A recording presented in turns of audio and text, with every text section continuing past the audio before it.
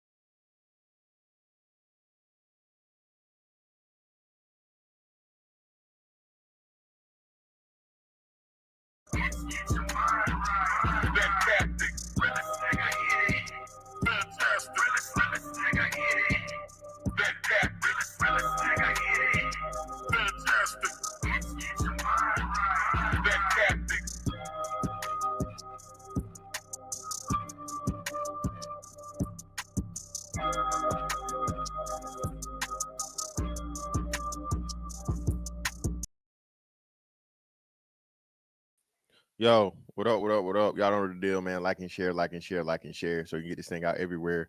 There's anywhere in the world you could be, but it's always right here with me, the BABGOG. And I appreciate you to pull up on me. What's going on, man? Shout out to everybody in the building. Shout out to my man TBE Trucking, man. Greatly appreciate your brother coming in with the support.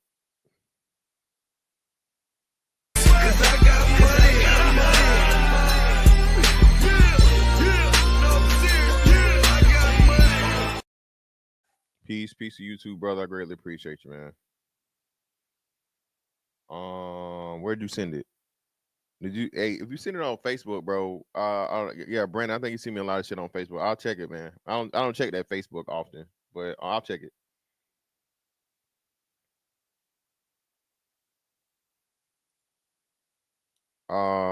Yeah. But anyway, man. Hey, we back, man. Had a real good weekend. With the kids and my dad. Fishing sucked, but hey, it is what it is, you know. But yeah, man, we back into it, so let's get to it. Shout out to Freezy. Freezy made me aware of this whole K Michelle thing. I think it was Saturday. Was it Saturday or Sunday? I think it was Saturday, or no, late. So it'd have been Sunday morning, right? Because I came back home and or to the what's name, and I got on. So yeah, early Sunday morning, Freezy made me aware, and everybody's talking about it. So definitely we gonna cover this, right? Give my rendition.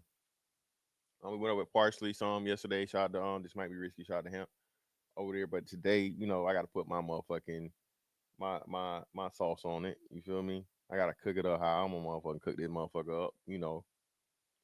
To the highest degree. Shout out to Two Cool for School. Greatly appreciate you, brother, for the 5.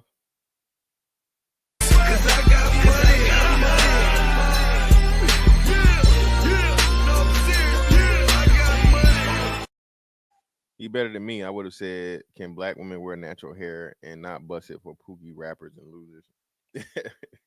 Yeah, that's definitely one, man. I got that one coming up for another that whole situation because again, bro, even though I do the content shit, I have no idea who a lot of these people are, right? I have no idea who a lot of these social media personalities are.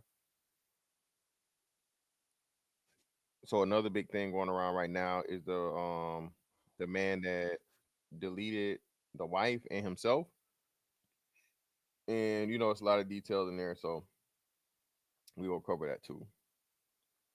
But first, man, we're gonna start off with this. What I tell y'all, man, listen, I don't know how, why, um, this whole shit with these brother fuckers keep coming up, bro. I don't know how they keep why and how they even have anything to say or yes, it is TP so much. It's ridiculous, crazy. Um, but let's get to it, man. What I keep telling y'all, the straight black man, bro, is the most disrespected. They always say the shit white. The again, it's really not even projection. It is abduction of what black women see happen to black men, and historically we can back up with it that they use and take on for themselves to claim that they're the victims of the situation. Again, nobody in their right mind would dare say more black women have died than black men in any way, shape, form, or fashion from the beginning of history in this country. It's impossible. Literally impossible. Right? Even if you come up to the modern day standards, four times more black men die, when in being deleted than black women do. So natural their deaths and shit, right? I think we both are the leaders in heart disease when it comes to death. So it's just all of those things, and you add the treatment, lynching and um uh all of the just again being burned alive, you know, all the shit that's been done to black men historically, you know what I'm saying? Um, I don't understand how black women are the victims, right? Not saying black women have never suffered any type of atrocities, but at the level, it's not even close. And it's crazy how again black men being so focused on provision, protection, survival, all those different things, didn't see. And that's why I say, our women, quote unquote, no, your woman is your woman.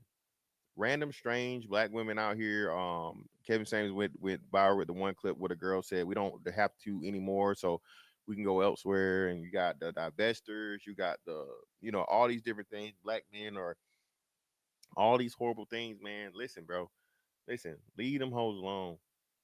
The ones that think like that and say shit like that, bro, leave them alone. They are the ops. Treat them as such. Okay? You will not get one pity from me. You will not get 1 ounce of support from me. If you out here talking about black men don't do nothing but destroy and the reason for suffering of black women and all this other shit and la. Hey man, hey, listen, you better not motherfucking get beat the fuck up in front of me. You will be figuring it out. Oh no, no, no. See, hey, listen, hey, you said those evil black men did it, so I guess you should have been prepared. Just they're so evil and they're so this and they're so that. Again, man, it seems cruel, but there is cruelty in progress. I'm sorry. Okay. A lot of people don't think of it, look at it this way. Like you keep telling that kid, hey, don't touch the stove, don't touch the stove, don't touch the stove. There is slight like cruelty in allowing the child to touch the stove. You know what I'm saying? Because you're allowing the child to harm themselves, right? Under your care. But it's a lesson in it, right? So take that same concept, right? Hey, don't go down there. Don't do that. Don't do that. Don't do that. Don't do that. Don't do that. Eventually, but if anybody, same thing goes to adult. Hey, I told you, bro. Don't say I didn't tell you. You allow them to do it, and then hey, you learn the lesson. Black men are gonna have to start having that attitude, man, for people that are clearly for again the black women and all of listen, the brotherfuckers, bro. Listen, I listen. I would be surprised if it's 1%. And I told y'all there can never be an agenda where black people and the rainbow people are on the same page. It's just impossible. We've seen it again, historical context. They always, you know, push their agenda at the same or higher level than black people's are. And then there's infighting because, well, why y'all don't want to talk about this? Why you don't want to talk about that? Why you don't want to talk about trans? Why you don't want to talk about the um uh gay rights and like brother, that's not what this is about. You have your whole own thing for that. You go over there with that. If you're here, we're talking about the issues and problems and the things to fix black people. Don't bring that gay shit over here. Okay? Don't bring that gay shit over here, bro.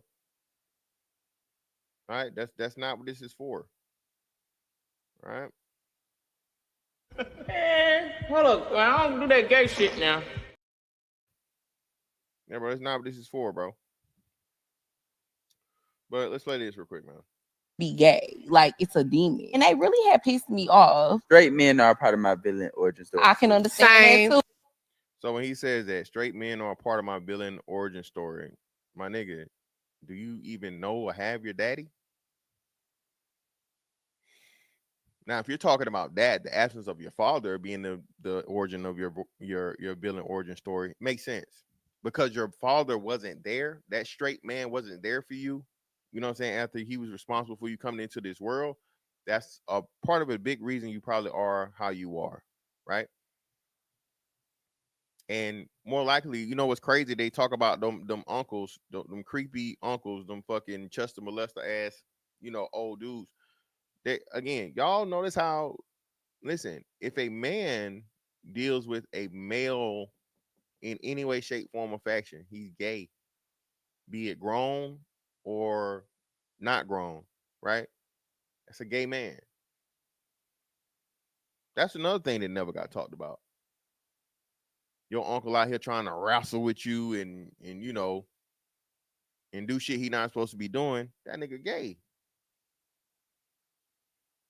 But what did they say? Yeah, they was touching the children and they was doing this to them boys and whatever. And then, straight, no, that she not straight. Anytime a man has sexual fucking contact with a male, that is a gay man.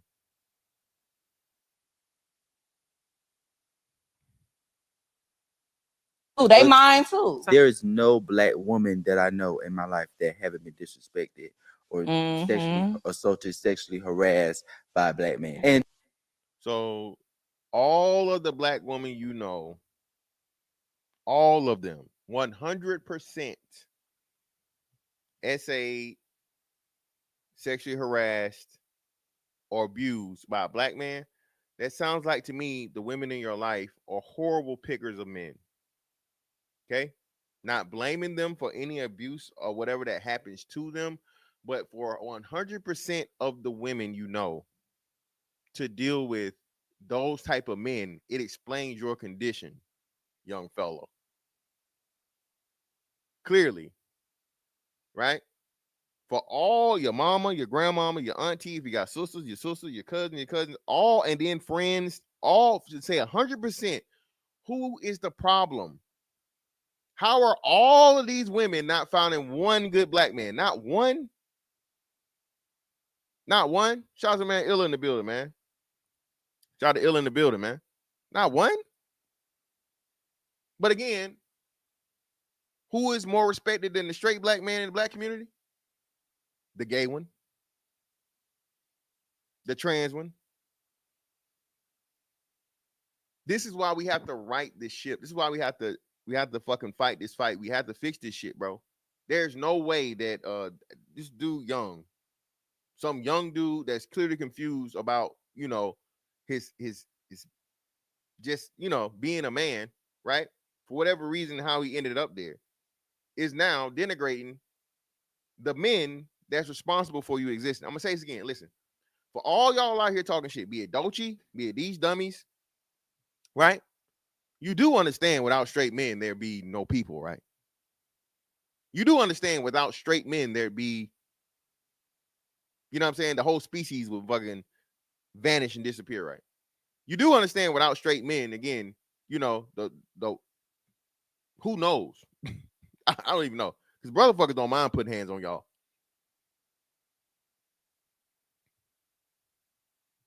Okay? A man's gonna have restraint because, again, his internal things and then the social pressures and the social unacceptance of a man, straight man, physically harming a woman. A brotherfucker, though, motherfuckers like, I don't know. Exactly, man. Listen, fuck them.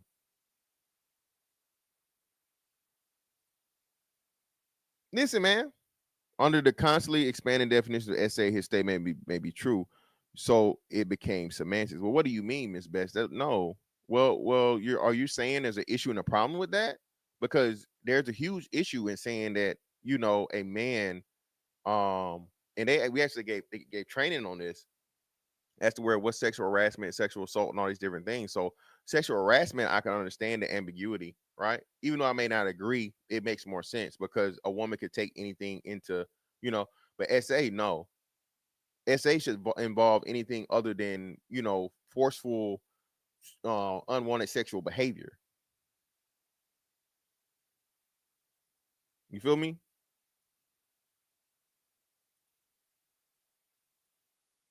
SA should involve anything other than that, bro.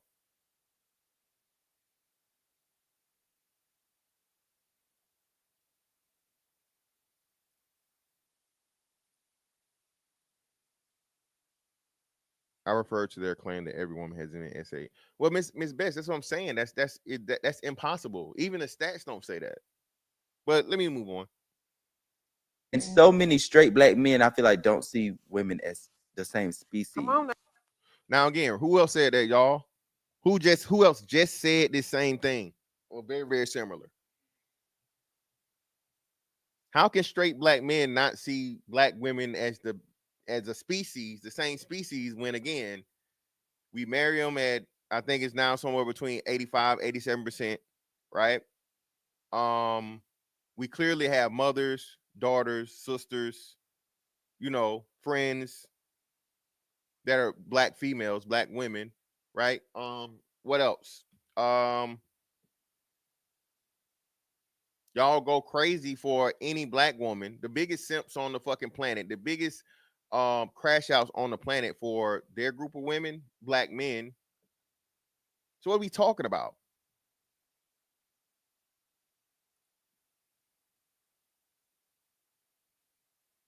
Yeah. What are we talking about?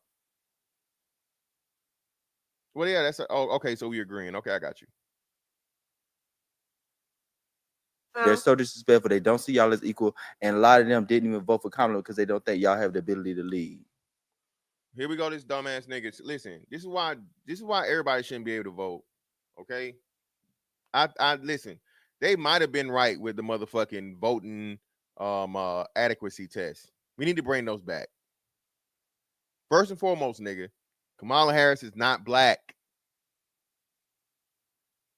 I saw you FBA niggas and ADOS niggas get mighty quiet. Y'all wasn't motherfucking throwing where your family from. Y'all wasn't saying that shit a lot. Y'all wasn't saying that too loud when Kamala was running. Y'all got mighty quiet. Because at the very least, he's a jerk nigga.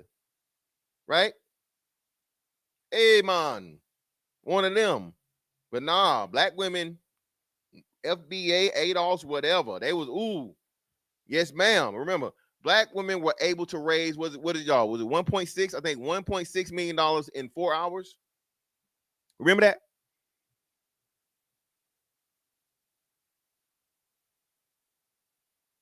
Remember that? Correct me if I'm wrong, guys. It was 1.6 million, correct?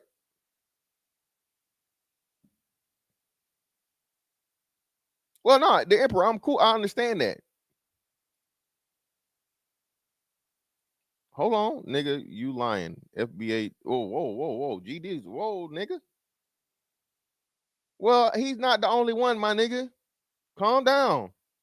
He may be you guys' leader, but there were plenty of motherfucking black women that was like, fuck it. We gonna give her a pass. Stop playing with me, bro. Niggas too.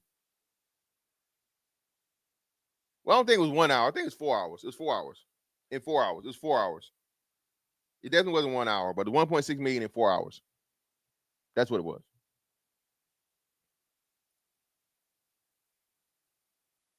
So, and again, y'all did a video on this, right? So, how do you explain Keisha Lance Bottoms? I think she was the first African American female mayor of Atlanta, Georgia. That was like a couple years ago. What about the super mayor, Tiffany Henyard? Tiffany Henyard, super mayor. What's the ratchet ass girl down in Dallas area? Jasmine Crockett, elected. Again, see, niggas, this is why stats are important. We have to stress the stats. Because if you really start looking at the numbers and stop listening to stupid people talk, right? Black men still vote Democrat. I think it's like a 88% rate. I think for this past election, we jumped up to 20-something%, a little bit over 20. So it might have got down to like, high 70s or whatever, but I still think it was somewhere around for this last election, right? Black men still voted for Kamala Harris at like 80%. We called it. Remember, we said as soon as fucking Trump lose, the 20% of black men, mind you, which wouldn't be enough to swing shit, anything, right, are going to be blamed for her losing. I.e., Barack Obama came and told you niggas need to vote and you need to this and you need to that. Well, I know why, because she's a black woman. Again, another non-nigga that we all accepted as a nigga because,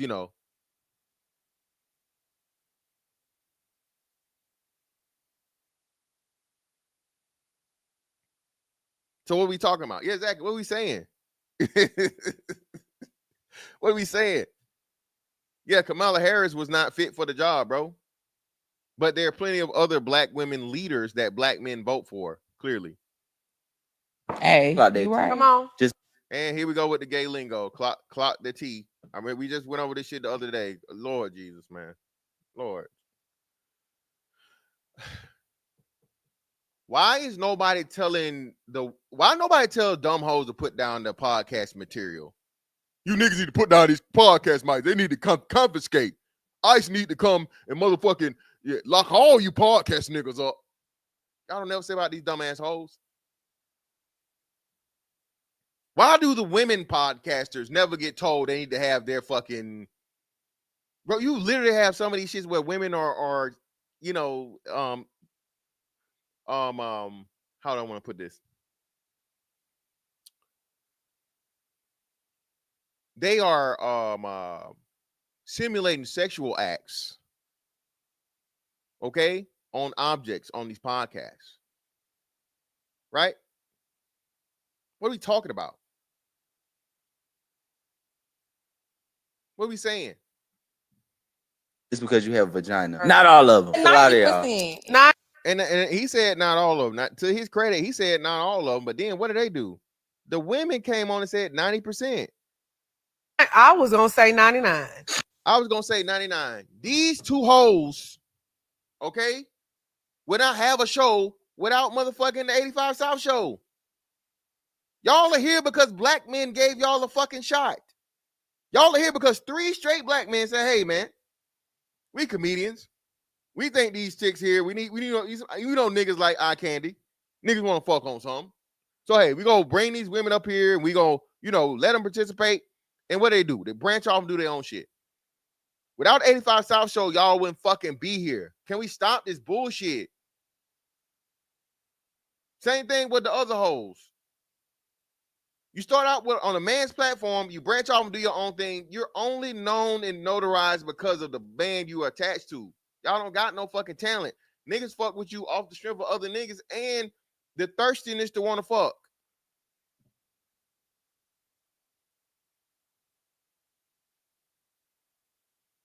Okay? Well, y'all have to 90%. Well, that would have to at least include motherfucking 2 out of the 3 brothers from motherfucking 85 South show that's responsible for your relevancy. You see how stupid that sounds? 99% would be hell. cut one of the niggas' arms off and then count all the rest of them. So 2 whole niggas and 9/10 of a nigga. Fuck 3/5.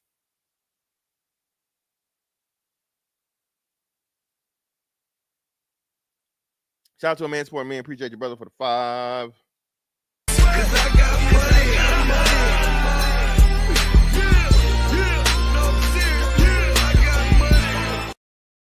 If a woman is 30 plus years old, she has come across a few good men. She either friend zoned them or chose not to deal with them. Not even that, bro. Now 30 is she, brother. By 30, she came by at least 10. Okay. A woman is come across a good man by, I say 25 for sure. Yeah, niggas want to fuck or whatever, but so on and so forth. But we know a lot of niggas out here is still, wine and dine. You know what I mean? I give you all my time type niggas. There's a lot of these motherfucking, young niggas that still got a fucking, a Keith Sweat vibe to them. Okay. All right. So every YN ain't a YN. You know what I'm saying? Most of these niggas ain't out here on some missile. I came with my dick in my hand. Pussy crook. That ain't most niggas, bro. Never has and never will be. So that's still bullshit, bro. I say that about 25, these women have definitely had a substantial number of men, you know what I'm saying, age group or above, that have tried to be decent. And again, like you said, because he was missing the fucking nigga juice, tried to SKC. Hey. When I think of every tough situation I've been through in my life, outside, and I'm not even being dramatic, outside of losing my mom, it's connected to a straight man.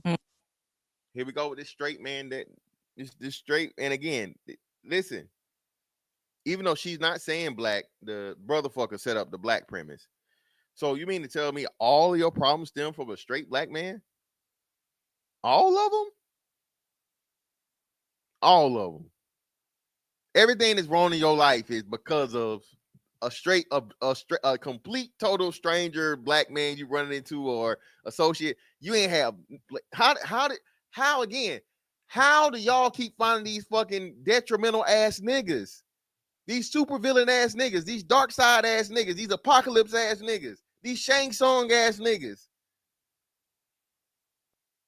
Legion of Doom ass niggas. Every nigga a villain, not one a motherfucking hero, not even an anti-hero, not even a Punisher. No Diddy. We ain't got one good nigga out your whole life. Do you hear yourself? Y'all hear this shit? What's wrong with y'all niggas? What's wrong with you?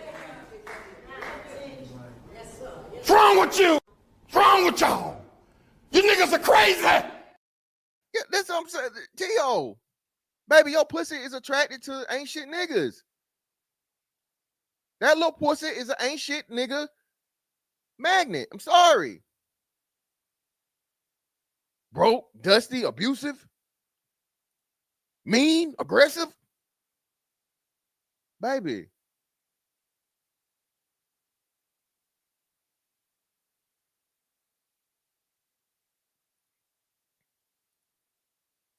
Seriously, every trauma that hurt me so bad, I'm like, why would you do that to me? Whether it was a man I thought was my friend, a family member, or somebody I was linked to romantically. Every time I think about a man. Listen, man, black men, let them have it, dog. Stay away. We're gonna stay away from y'all. Any black woman you see speaking like that, bro, give her space. The moment she come out here, niggas ain't shit. All these niggas ain't shit. 99% of these niggas ain't shit. 90% of these niggas ain't shit. Classify yourself as that 90%, brother. And hey, pray for her and shake the dust off your feet and go on to the next one. I am no longer convincing no fucking black woman, bro, that I'm the good guy. Okay?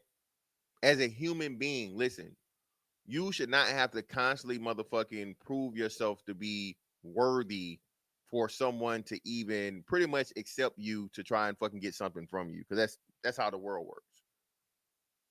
Everybody associates with somebody else, man, in order for their own benefit in some way, shape, form, or fashion. That doesn't make it malicious. It's just the way it is. The whole world is quid pro quo. Got to give something to get something. The natural principle is You can't motherfucking you can't make something out of nothing. There has to be a motherfucking, you know what I mean? You can't get motherfucking gold lead into gold. Shit does not exist. Right? So understanding that there's supposed to be symbiosis, okay, between two people, right?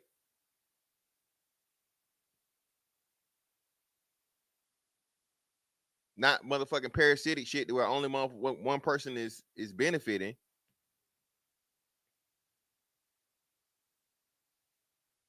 Yeah, man, crazy. But yeah, brotherfuckers, man, again, and brotherfuckers, I seen this shit again on Twitter, bro. Brotherfuckers are so obsessed. The only motherfuckers more obsessed with straight niggas is white dudes. But the close second are going to be brotherfuckers. The niggas that know nothing about straight men. I'm gonna say this again. A gay man knows nothing about straight men. Nothing. Okay? He's literally in the dark. Any man that you deal with, nigga, okay, it's not a straight man. You didn't turn out a straight man. A straight man didn't change his mind. That nigga was always gay. You just had to come his way. But they put the motherfucking thing out here as if, you know, all these niggas DL. Okay, yeah, they're gay. DL niggas are gay niggas. Okay? DL niggas are gay niggas. Okay? Pretending to be straight, not the other way around.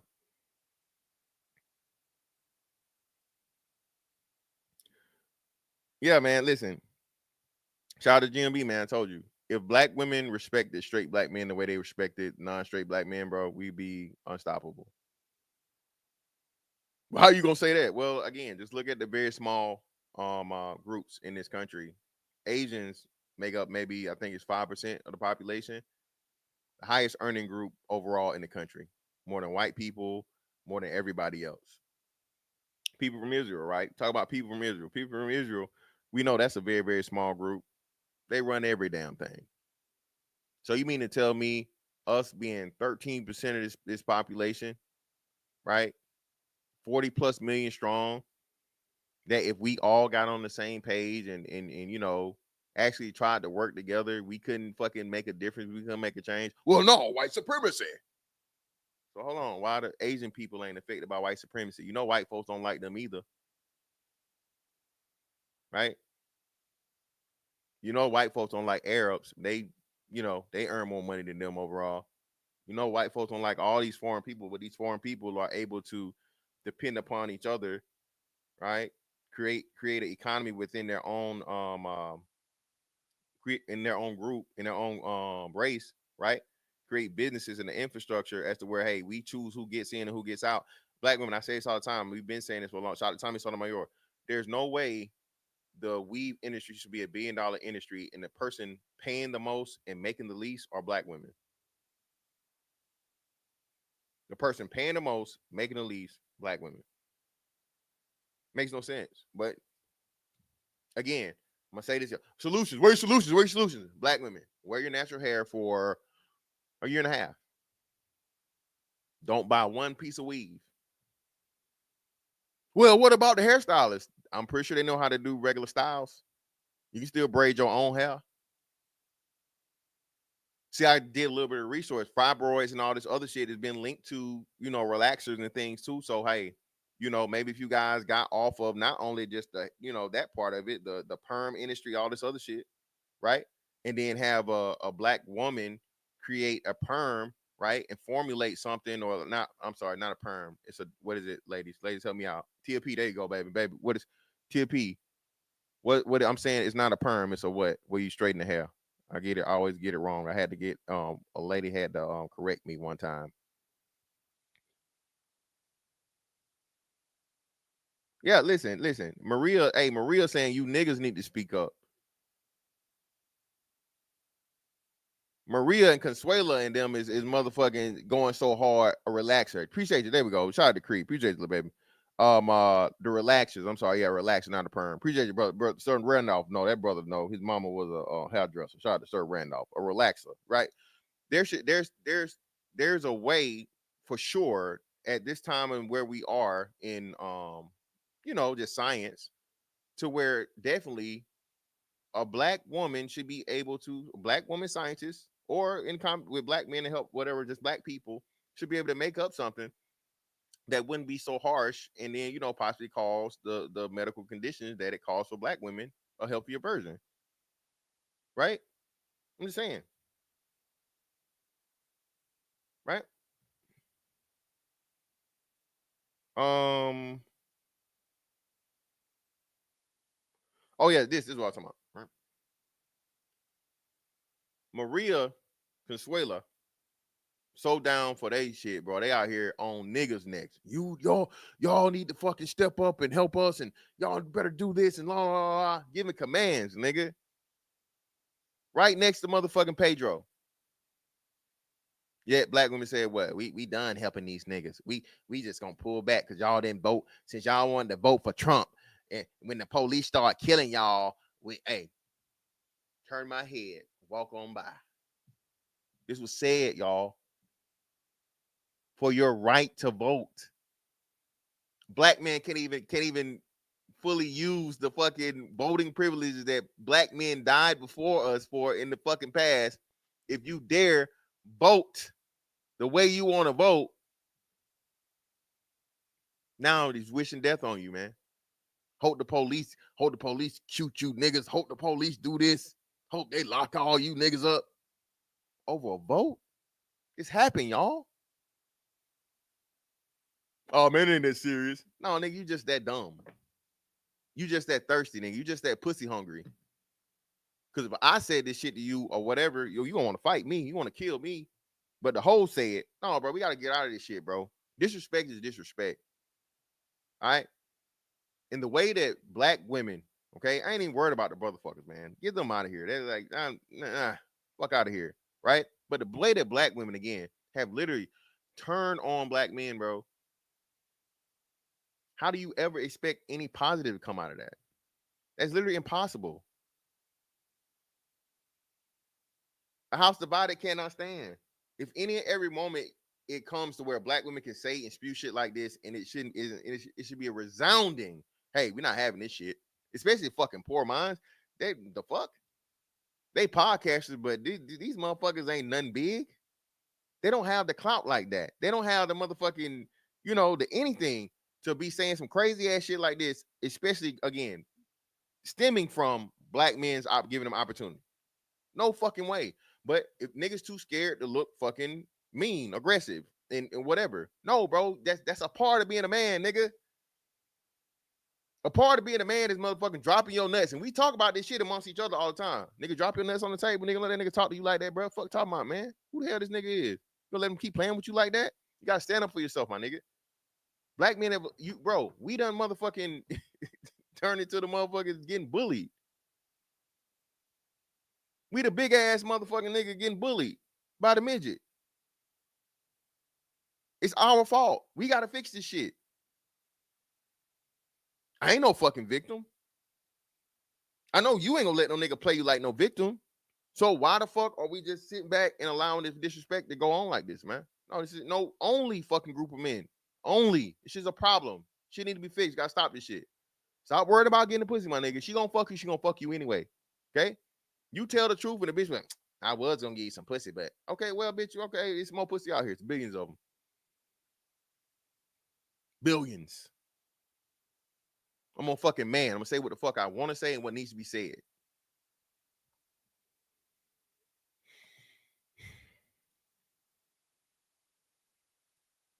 They never wanted a good guy, even at this very moment. They're having an inner conflict because they know deep down they're not drawn to the good. Yeah, and I'm trying to set up this. Oh, matter of fact, let me check this, man. I'm really trying to set up this interview. But it don't hit me back in a couple days.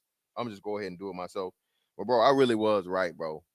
When I tell y'all Fantastic was right, bro, this white boy then came along and literally all the concepts I told y'all about, bro, he put the shit together and it's just like I knew it.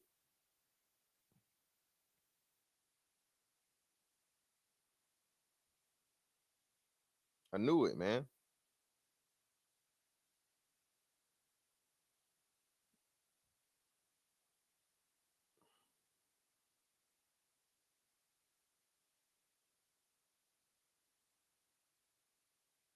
Let's see some shit real quick. Let me check this. Hey, Mons, give me a hold on, let me see. Like check before we got going on around this motherfucker. Hey man, we got 154 people in here. We only got 82 likes. If you like, you steal, you kill. Hit that motherfucking like button if you will. Okay? I like the money, but the likes is free. Please hit the motherfucking like button for me. All right? Take off recording.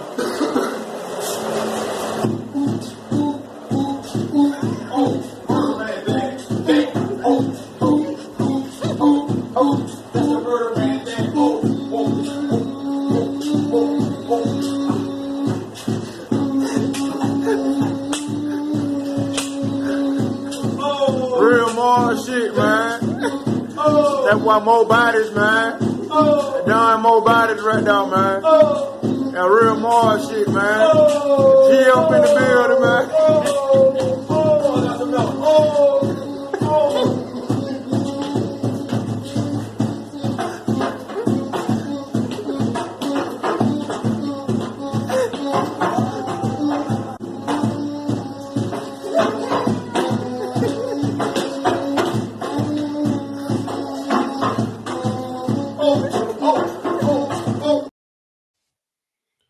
But it is what it is. Hey man, just hit me up on the what's name. Hit me up on IG. I actually been recording some shit. Me and my son working out together.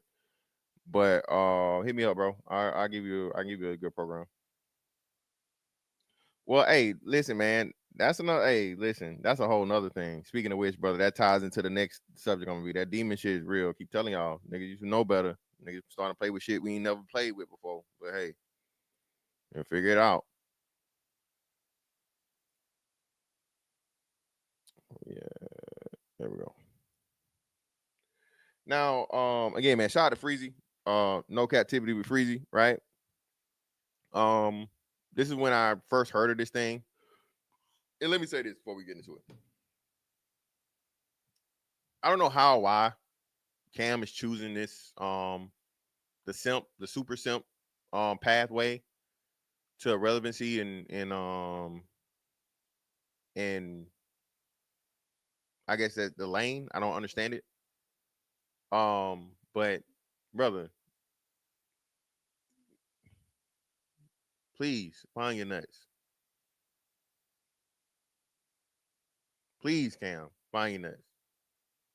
To allow these women to keep coming on your platform, brother, and challenging you and using you as like this deadbeat dad, because even that's what they're saying, Cam. Even though you're a millionaire, even though you're accomplished, even though you're Cam fucking Newton, bro, they're chastising you for not being married to the women you had the children with, as if those women didn't decide to have children with you also. And to my understanding, like you said, two of your children you claim aren't even biologically yours. So you were the stepdad that stepped up. But this is why we say, shot to zero. All right. She's always gonna want what, y'all? More. Life is perfect. Everything paid for. You got a maid, you got a butler, you got a fucking nanny for the kids. She don't got to do nothing but sit down and literally live what she gonna want, y'all? More.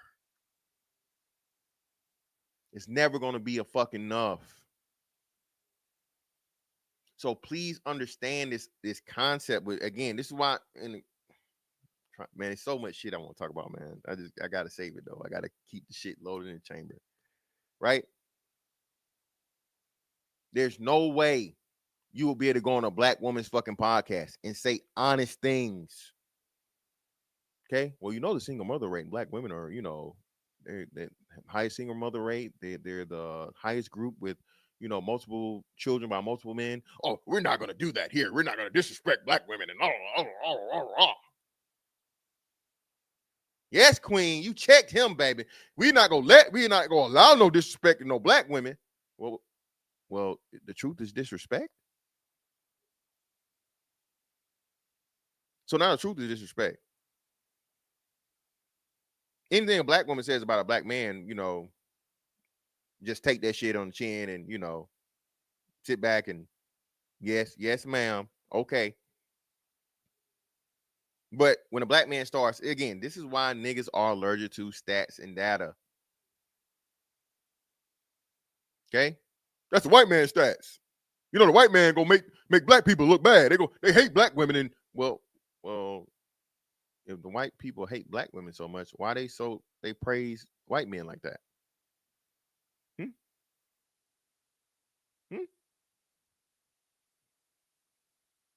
Why? How is it that the black women can see how bad the white man is and the white people are and white supremacy and all this other shit?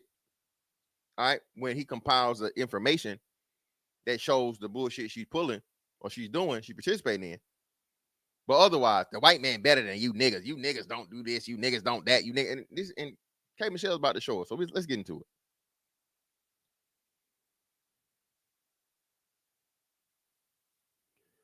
The demon is real. A white coworker was losing his mind because he witnessed a black woman cuss her 4-year-old and this and that.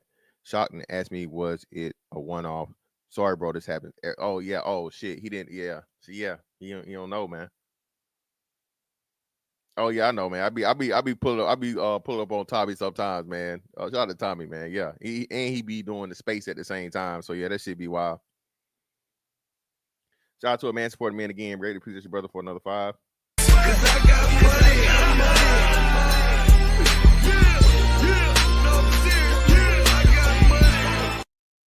If you're active in your kid's life physically and or financially, you're not a deadbeat dad. Oh no. A man supporting man. No, that's not true.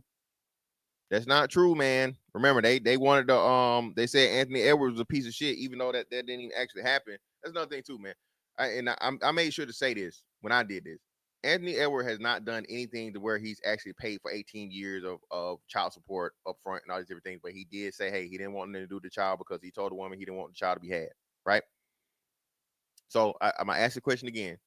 How is it and why is it that this man is going to be forced? And I think she got some level of support already, right? To pay that money, right? And he's a deadbeat. Y'all don't talk about the bitches that motherfucking drop their children off at the hospital or at the fire station or in the baby box. Remember we did the thing about the baby box? Are those women deadbeat moms? No, of course not. What about the story? Remember the man that was going to the bakery shop? His mama gave him up for adoption. This man went to the bakery shop for his whole life. This woman knew that was her son. She never stepped in and said anything. She was charging the little nigga for pastries. He didn't even get all of them for free. He had to pay like everybody else. And then one day, someday, somehow, some way, he found out that's his mama.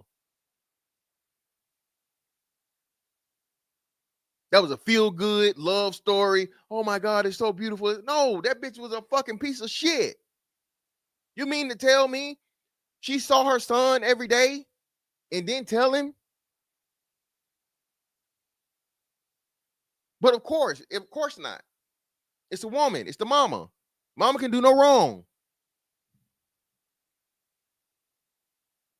What about the story again? When Iyanla Vanzant did the story about the bitch that motherfucking lied on the daddy, brainwashed the girls into believing that the man that touched them, made them hate their dad. And then the bitch motherfucking, when she was confronted and she finally admitted it, yeah. This is the shit that women do, black women specifically, and everybody just turns a blind eye. Bro, we never gonna until niggas put their foot down, man. All right, and hold their nuts up. This shit gonna keep happening. Stop being scared, bro, to call out the motherfucking bullshit.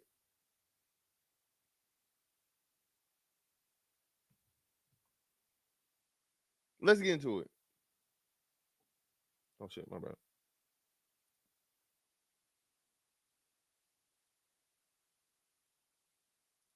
What? White. One, they go home at 5 and 6 o'clock. Hold on. Well, being in Atlanta all this time and then going to Nashville, where it's predominantly white. One, they go home at 5 and 6 o'clock when they're producing because they go home to their families. Being a country singer, if you are a singer in country music, you're a man. If you are not married, it is not respected. Who told you that? Who told you that? 100% of motherfucking country singers are married? I'm pretty sure that's not the deal.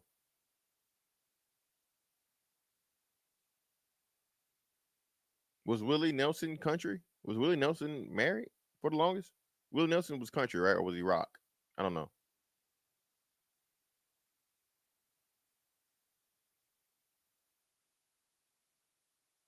We got this motherfucking black girl from Memphis, right? Now making her assessment in comparison to Nashville.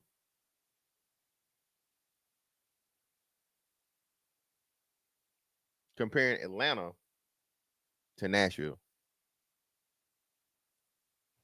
Family is respected in country music in that space. But in our space, we are singing about side chicks. We are glorifying a lot of women. That's not what happened. Well, hold on. What are you talking about glorifying a lot of women? What about the women glorifying all the niggas? Glorilla talk about fucking these niggas and she calling the niggas hoes. Suki Hana out here eating man ass. Sexy Red bragging about her multiple baby daddies. Shall we keep going?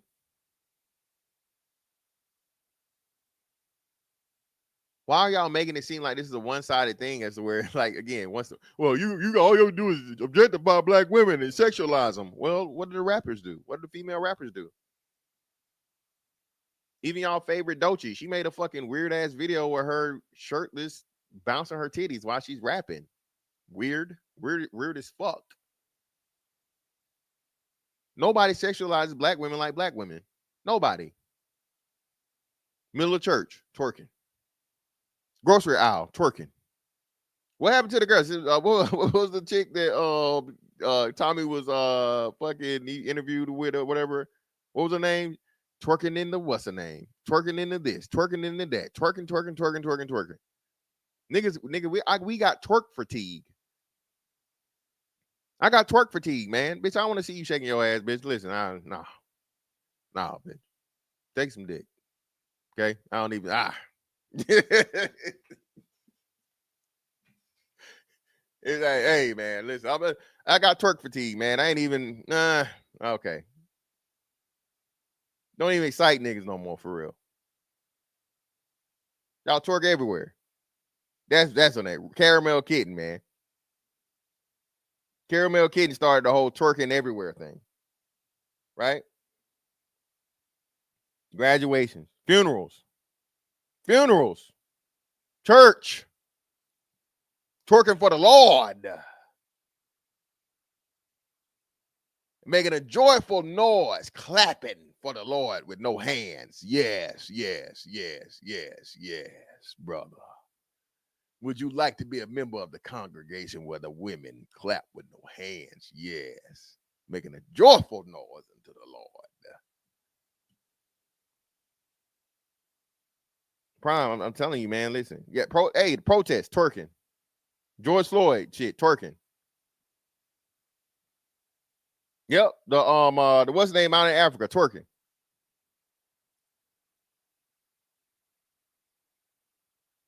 Yes, indeed. Yes, brother. Yes.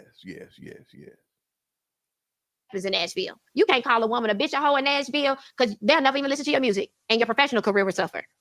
At what point in the black community do our men create real homes? And even talking, just our first time talking, and you said you didn't even mean for that to happen. Life happens. I'm not here to judge life. I'm looking at a successful black man that has the ability to literally turn the narrative on black family. You know? Why is it just the successful black man? And this is what I tried to explain yesterday. You understand, they only want and care about the Cam Newtons. Okay? If it's not that caliber of man, they don't give a fuck. They want to look good for all black women. Nick Cannon, Cam Newton, who's somebody else in the story is another Anthony Edwards. You know, you got to have the money and you got to have the prestige. You got to have the clout. You got to have the motion.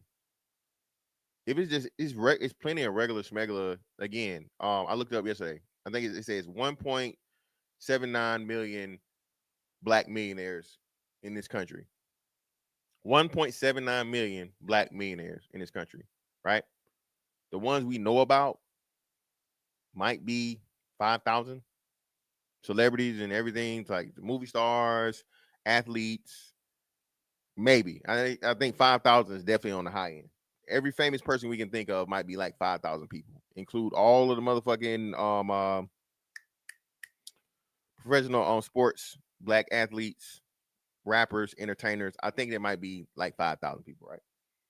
So that's not even, you know what I mean? 1% would be what? 1% of 1 million would be 10,000. That's not even 1%. Let's make it 1%, 10,000. 10,000 known of celebrities and professional athletes and entertainers. That means the other 90% are unknown people. Remember, I was embarrassed of this shit, but I'm glad bro, I don't think most of us didn't know who Robert F. Smith was until he paid for the tuition at was it Morehouse? I always fucked that up too. I think it was Morehouse. He paid for the tuition of the brothers at Morehouse, correct?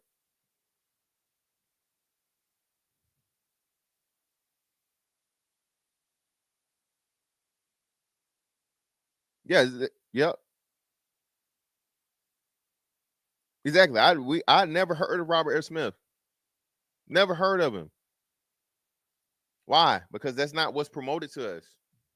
We only know Lil Wayne, Kobe, Jordan, Moss, Emmett Smith, Jay-Z, Will Smith, entertainers. Kids don't even know that, again, it's over. It's a million millionaires, black millionaires in this country.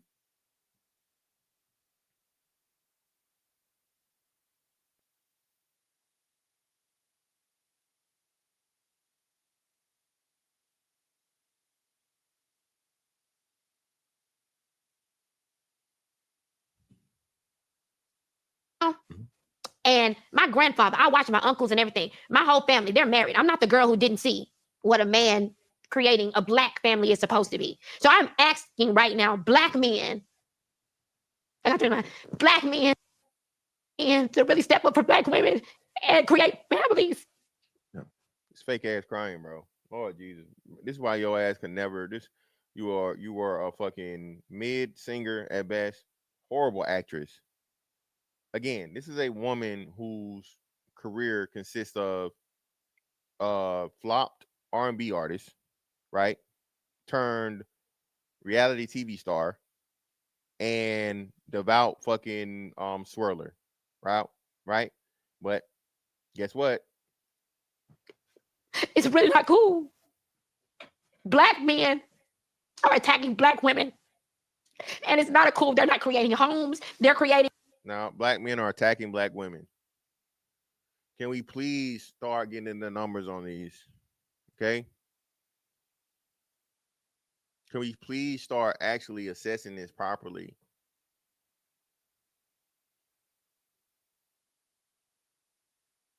Black women suffer 40% of domestic violence yearly, but how many domestic violence cases are there per year? Okay? Then take those numbers, take that percentage, and then compare it to all of the adult black men that exist. Less than 5%, without beyond a shadow of a doubt, black men are abusing black women, bro. It's the same niggas. If a nigga beat one bitch, he'll beat 10 more. Okay? Most men restrain ourselves. Most men leave. Most men do any and everything but put our hands on motherfucking women. Even less men motherfucking sexually abuse, assault, or any type of fucking impropriety against women. So why are we always speaking from this lens as if there's just this huge fucking number of predatory black men out here harming, enforcing themselves on black women, abusing? Why? You got to stop allowing this bullshit, bro. That's another thing, Jeffrey Rice. Listen, just like the what's the name shit got exposed. Shout out to Lil Rock. The DDG situation, right? I told y'all this. Remember when they talking about, oh, I didn't know that chip tooth thing. Bro, she did the chip tooth video like months ago. TMZ just motherfucking added the shit and put their stamp on it and then posted it around the time of the fucking accusations. Her chip tooth shit was like a year ago. Anything that supports the narrative of a woman being fucking abused, bro, everybody gonna add it together and run with it.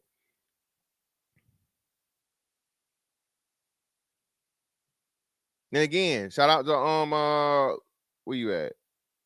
My brother said, what's name is bi-directional. Yes, this is why they changed a lot of the way they look at domestic violence. Even police, you can talk to policemen, they tell you police have started reassessing how they approach domestic violence claims and situations.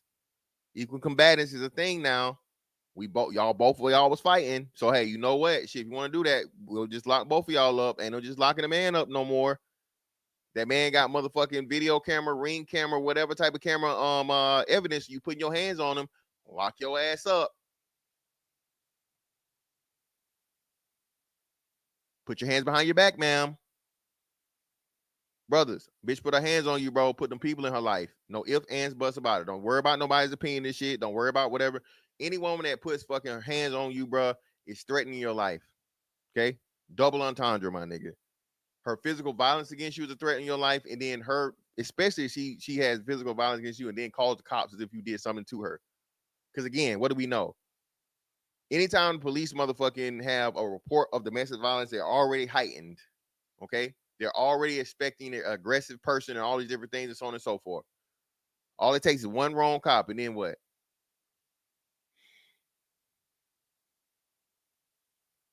Shout out to Herb Saint. Appreciate you, brother. Yo, listen. Listen.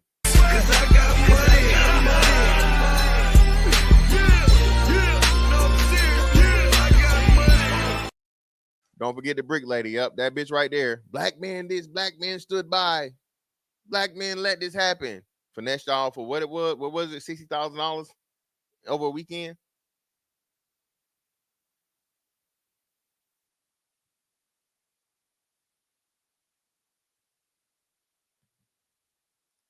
Babies everywhere. It's not cool. And I'm asking you, other successful Black men, to be, you have to set an example as leads. The cute social media back and forth on Black women. Black women are strong. Black women are where you come from, this and that.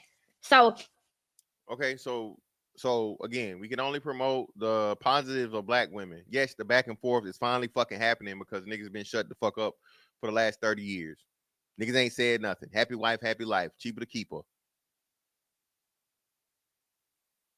All that bullshit. Mama. Dear mama. Even though it was a crack fiend mama, you always was a Black queen mama. All this motherfucking deification and none of this fucking challenging of Black women and the bullshit they were doing. False fucking paternity. Who was it? Who was it too? Arnez J just had an interview talking about how his mama let him live his whole fucking life. Have him thinking that a man was his dad that wasn't his dad. Kurt Franklin, same situation. Y'all never gonna bring any of that shit. People's lives that have been destroyed because of Black women's motherfucking just evil ass ways, bro.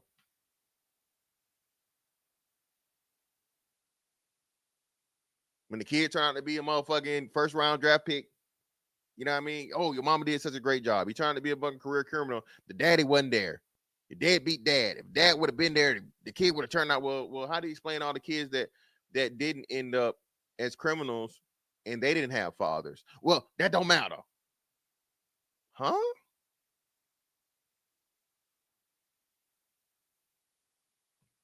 Agree. Again, it was her being a reach. It's trying to get relevance.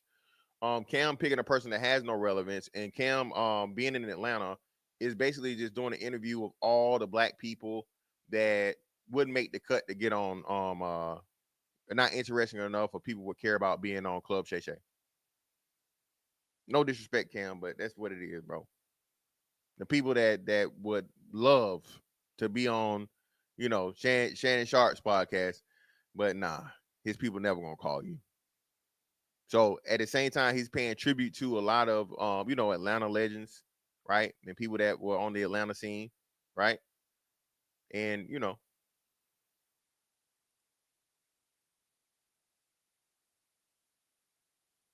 yeah, man. But that's what I'm saying. So and Sons Hot Raw, that's what I'm saying. So Sons Hot Raw. Imagine well, you know, just the two that we know of, right? Because you know, our great grandparents and our grandparents, you know, boomers. Well, not actually, our great grandparents would have been silent generation. So silent generation and boomers, um,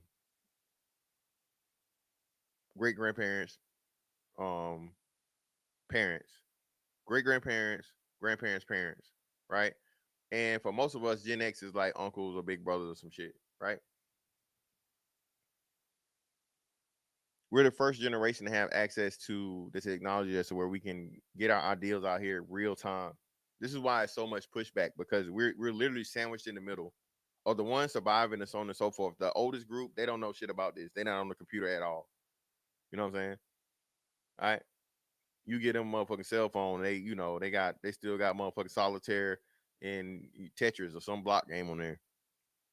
Then you got the Gen Xers that's, you know, they're going into the fucking, you know, the senior citizen mode, and they're getting the residuals of fucking the internet, and they still think they know everything, and they want to, you know, yeah, you young niggas ain't this and you ain't that. I had to walk 12 miles in the snow, you know, just to motherfucking get the fucking mail and then go back to the house, kill and clean the chickens by hand. Yeah, man, the fuck is going on here, dog?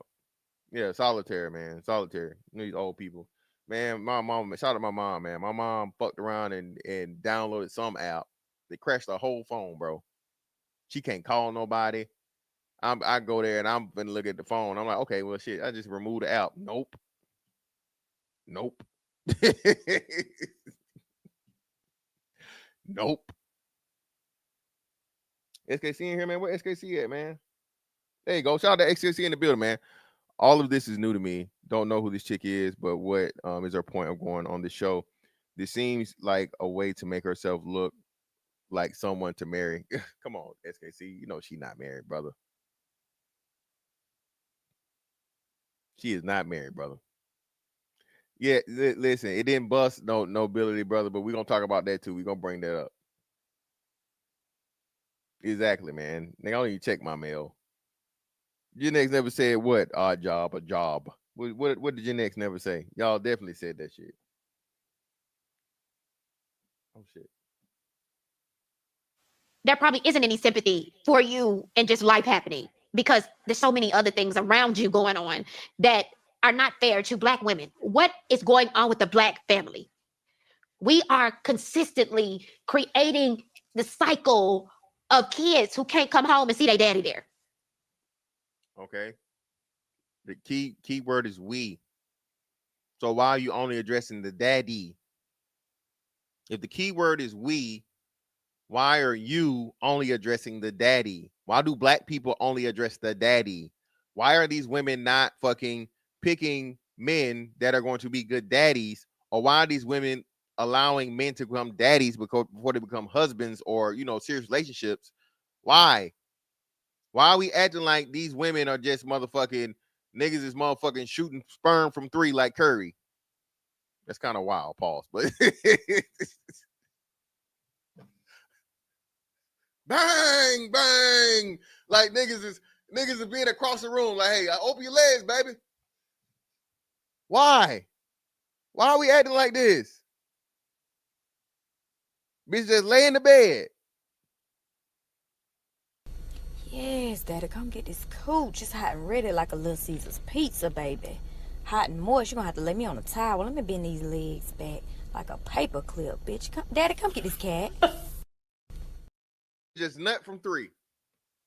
Let it land in there. Now she pregnant. Bro, can we stop the bullshit? The most sexually irresponsible. Listen, bro. You niggas, listen. You niggas and you fucking you women. Stop stealing my shit and try to remix my shit, bro.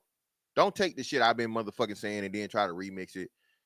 Black women are the most sexually irresponsible demographic in the black community. Say it again. Black women, even more than the brotherfuckers. Yes. Okay? The most sexually irresponsible demographic in the black community. Please don't steal my shit and remix it into saying black men when none of the fucking data supports that. If we look at pregnancies, which only the women can get pregnant, clearly. STDs, highest of all women. Pregnancies by multiple men, highest of all women. Pregnancies outside of fucking marriage, which are not just marriage shit, bro, but just like, you know, come on. Y'all, how many times have we seen the shit where the damn daddy ain't even there by the, what you call the shit now? It ain't baby showers no more.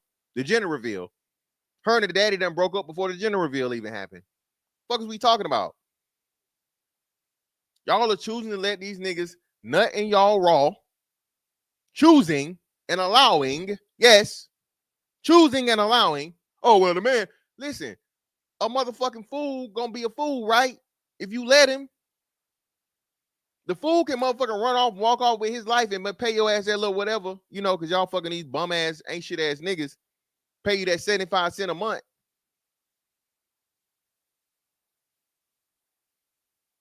Oh, well, I get 75 cents. Yeah. Remember the niggas in Memphis, the 3 niggas in Memphis that had them 80-something kids? And shout out to my man Cortez, they still counting. They went on, bro. The numbers grew. After these niggas were brought up and everybody talked about them, bitches still had babies with them. What are we talking about? What should I miss on? Hold on. Shout out to Artifacts, man. Greatly appreciate your brother for gifting the membership. You're too down with the gang. You're one of my members. Shout out to Sunshine Rob for the 5. I greatly appreciate you, brother.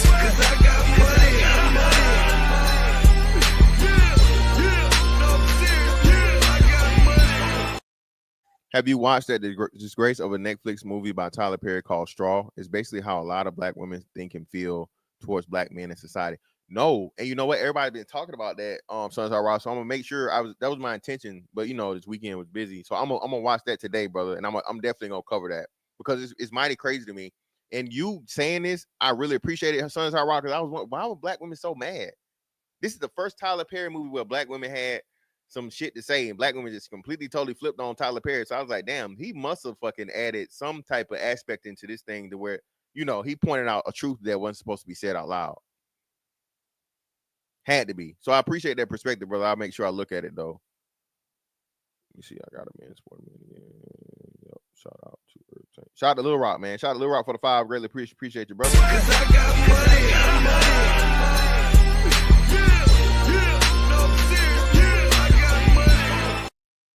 IUD is all you need, indeed, bro. Again, over 20-something versions of motherfucking birth control. Ain't no excuse. Shout out to a man supporting men again for the 5.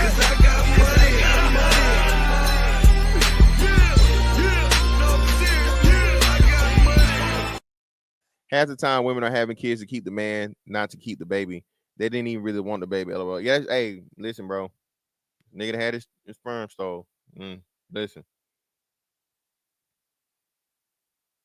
Damn, it was that bad, though, Will? Shit. If I said, well, that's most Tyler Perry movies. Serious Tyler Perry movies, man, seldomly go well. You know what I mean? It has to have a balance of like Calamity and shit. The one where he did with Tia Mowry's ex-husband, that shit was horrible too, but it was just the acting was so bad and the Tyler Perry concepts were so strong that it was like, you know, it's like watching a car wreck. I can't turn away. I don't want to see, but I can't, you know. Also LeBron shit. Yeah, listen, Kingpins, of course, obviously. And they see their mama sad at night. At what point is the successful black men in this world going to step in and really create structure? I see white men doing it every day. I get to witness the best of both worlds every day. Hold on, let me go back. At what point? Now, Cam, why the fuck you got these Nike socks on with these goddamn church shoes? Cam, what the fuck going on, man? Cam, you gotta stop trolling us with these fits, brother. Okay? I don't give a damn about the fashions of fucking Paris and whatever the fuck. And nigga, I don't know. I don't want to know. Nigga, stop it, brother. Come on, Cam. And this is the crazy part. This is one of your more conservative joints. All blue. You ain't got no crazy ass colors on and shit, right? Guess you trying to be a motherfucking sailor today. I don't know. But brother, the church socks with the Nike socks with the church shoes, brother. Come on now. Come on, Cam.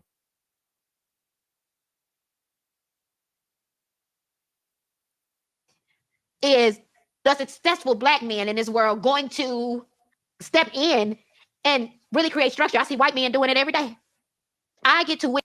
How you see white men doing it every day? Tell us how you get to see white men doing it every day, K. Michelle. And why ain't a white man doing it for you? Why are you using this imaginary or this exemplary white man that you don't have no man for yourself? Huh? Ain't it crazy? Oh, you divorced, so you can't talk about no relationships. You had a failed marriage. Damn. So if I do what 50% of the fucking people in the fucking country do, now I'm eliminated from all motherfucking relationship advice or anything, opinion. Damn. Okay. So what we gonna say about these baby mama assholes that ain't never had a fucking man in life, ever been married in life? What about their opinions? Well, no, don't well me, nigga. I don't need no water. How does she fucking fit to have an opinion about anything concerning a marriage or family when she's never had the experience? Right? She's a baby mama. She let some nigga nut in her, a nigga, right? And you've been chasing white boys for what, over 10 years now? With no fucking proof or no success or anything? Ho, shut the fuck up. Witness the best of both worlds every day. Getting on stage singing R&B, being here in Atlanta, I get to sing R&B, but then I get to go to Nashville and be like, you mean you ain't staying out till 6 in the morning? You gonna go home to your family? You gonna write this song and leave at 5 and 6? Okay, so how you know they staying out at 6 in the morning unless you up at 6 in the morning with them? K. Michelle, you are post-wall, baby. You love them hood niggas. You from Memphis. And then moved to Atlanta because you had the motherfucking the reality TV shit going. You ain't never gonna leave this hood shit alone. K. Michelle, can you please stop talking about you a country singer? Where? I've never heard one K. Michelle country song or anybody even reference you as such. You flopped again. You passed the wall. You've always been average attractiveness.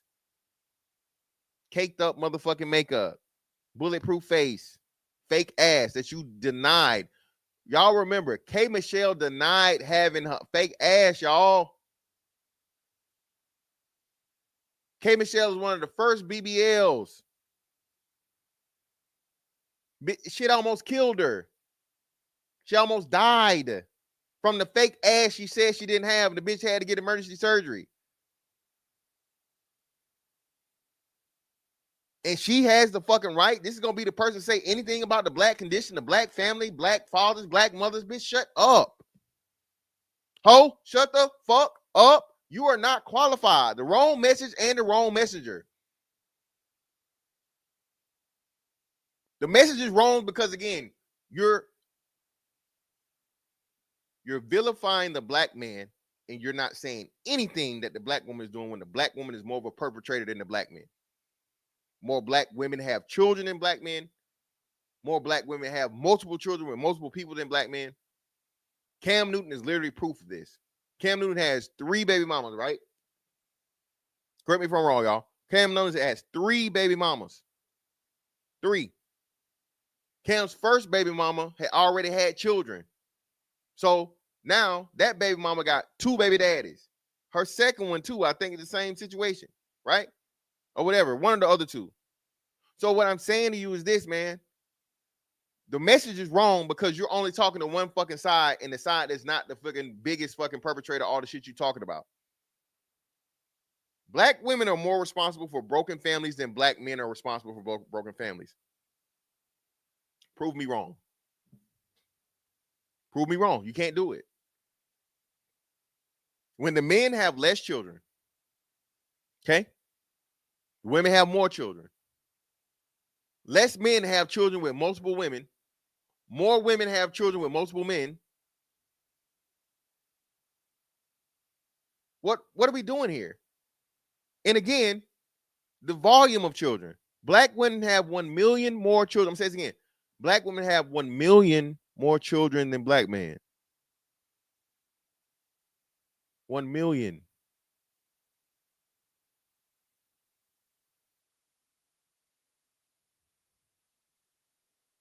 Hey, that shit was definitely rotten inside her, bro.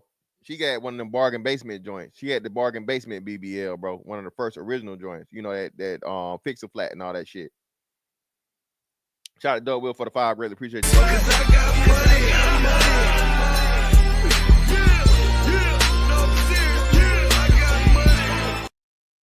Just because you have a southern accent and can sing don't make you a country singer. That's a great point, though, Will. I think that's what she's qualified herself to be.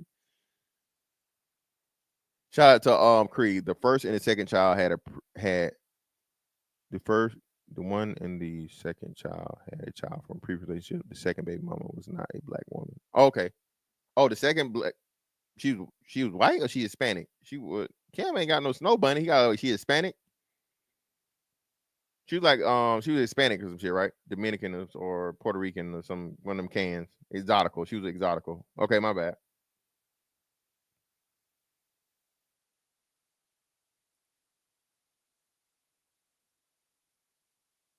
Yeah, man. Shout out to Big Said, man. Exactly. Appreciate you, Cree. All right. Appreciate you, love. Because you're going to take care of your family and your wife?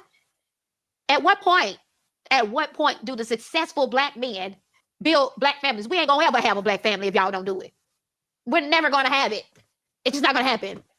So if your mentality is, yes, things happen. And I'm not knocking you for that. I didn't come here for that.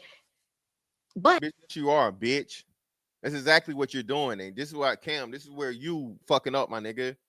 You keep letting all these fucking irrelevant ass fucking bitches get irrelevant by checking you. Cam, this is your fault. You are the problem. Bro, when I tell you I forgot about K Michelle, bro, K Michelle had not passed my mind, and I can't even tell you the last time before this. K Michelle was literally irrelevant to everyone, like 99% of everyone. I hadn't heard no K Michelle music. I hadn't seen K Michelle on TV. I didn't see a K Michelle commercial. I don't follow K Michelle on she didn't even go viral on social media, which apparently y'all niggas told me she out here putting her titties out. They like that in Nashville? They like bitches pulling their titties out on lives in Nashville? We gonna talk about that though, right? But again, the same issue and problem we talking about, K Michelle is part of that problem. Sex. K Michelle's number one value to a man is what? Sex. That's it. What else you gonna give him? You're not gonna learn nothing from fucking K Michelle. You're not gonna gain no motherfucking clout from dealing with K Michelle, bitch. You ain't Keisha Cole. K Michelle, you're not Keisha Cole. Even if you started fucking with one of these young niggas out here, nobody would care. Nobody covering that shit. You K Michelle.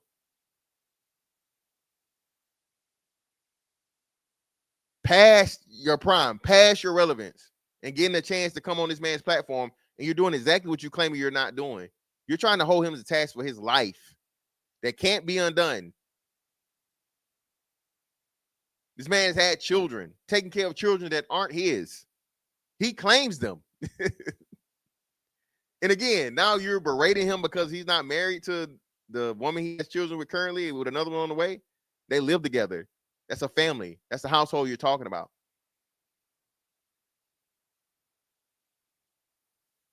He already has that. She just don't have a fucking ring. And being that he's a very wealthy man, it is smart. And I understand why he would not want to give her a ring and give her access to all of his fucking assets. If she really loves him and she's going to be there, women have done it, she can wait. Maybe he's waiting till his children motherfucking become 18 years old and that's less money for child support or whatever, so on and so forth. Who knows? Right? But whatever his reason may be, as long as he's motherfucking there with her and she's living in the house with Cam Newton and gets directly benefit from fucking everything that Cam Newton owns and makes and whatever, I don't see the problem. Why the fuck is you talking about it? But at what point do you take that black woman? Yeah, brother Roy, man, you can shoot that to my shoot that to my DM, brother, my email or whatever. I don't know, because I mean, they know if they some la titties pre the surgery, I don't want to see them. These definitely aren't natural titties. But you know, remember, put a one in the chat if y'all remember when Lala finally showed them titties on on Power. It was kind of fucked up we did to Lala, but at the same time, she kind of deserved it, baby. Baby, we done waited this long to see them titties, and then they come out all fucking saggy and draggy. You made motherfucking Lala get a whole motherfucking titty replacement, nigga. All right, that was good fucking peer pressure right there. Because how dare you, nigga? Done waited 20-some years to see them titties, and damn, Mello sucking on them, shit. You make too much money for them titties to be like that. So if they Lala Anthony titties before the op, bro, I'm good. But if they some decent titties, I'll take a gander. Do you be at a home and show your kids what it's like? You know, at what point do you take a grip to it, not make excuses for it or mantras and things like that? It is so unfair to black women who have been the strength and builders of so many things. And I know life happens. You can't be with somebody you don't want to be with or whatever. But my grandparents did it. My grandfather. Can we please stop using the older generation as a standard? Okay, when the old generation, the older generation circumstances are not the same. I told y'all, Paul came home and gave Meemaw the check because he didn't know nothing about no damn math. He had a fucking 5th grade education at best. He was, as a boy, he was out there sharecropping. Okay, he was working in the fields. He was a field hand. Okay, he was working on the farm. Okay, he was doing hard manual labor for 10 to 12 hours a day. Once it transitioned over to the plant, he's working at the plant, the steel mill. Okay, 10-hour days. He came home, took his work boots off, his shirt.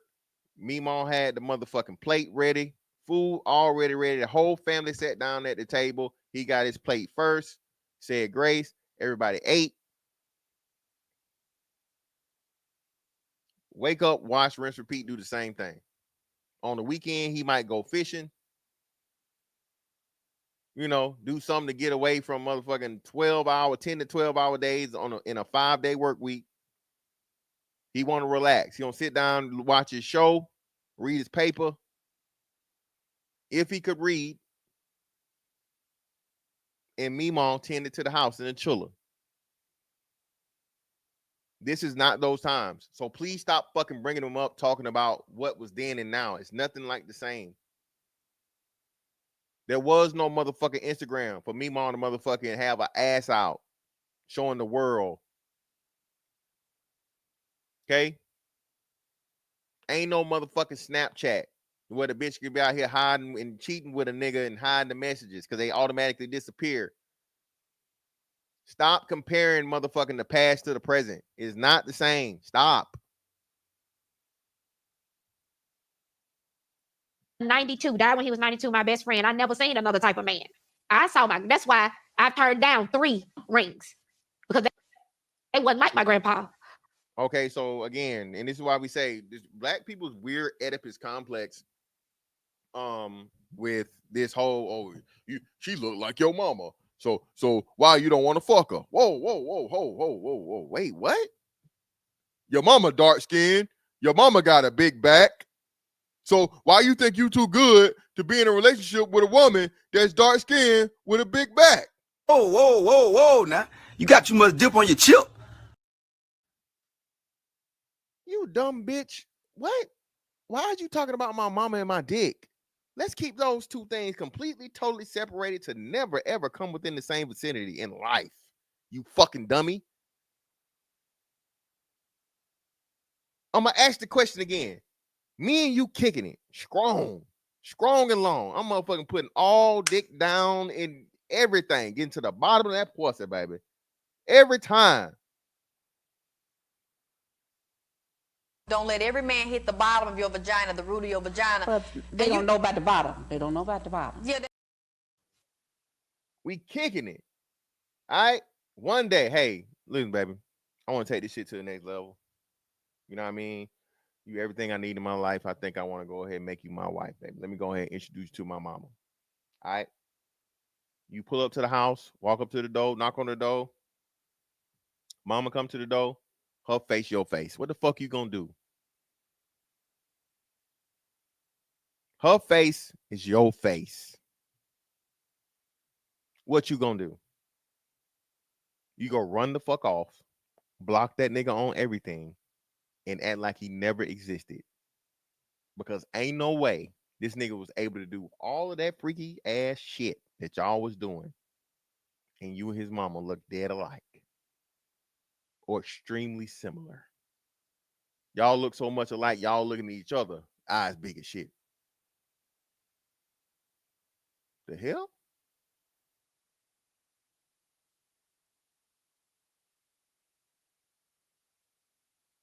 Please stop this. Niggas got it, bro. It's the mental condition, man. I tell again, if reparations are ever granted, it need to be motherfucking mental health therapies, psychological fucking assessments for niggas. Just gotta be. My grandfather raised 9 kids on his own because my grandmama died before I could even meet her. What point are our black men going to stop the bullshit, the social media shit, and all? Damn. Well, listen to what you saying. Damn. For one, Pawpaw fucked your grandma to death. No disrespect. 9 kids. Goddamn.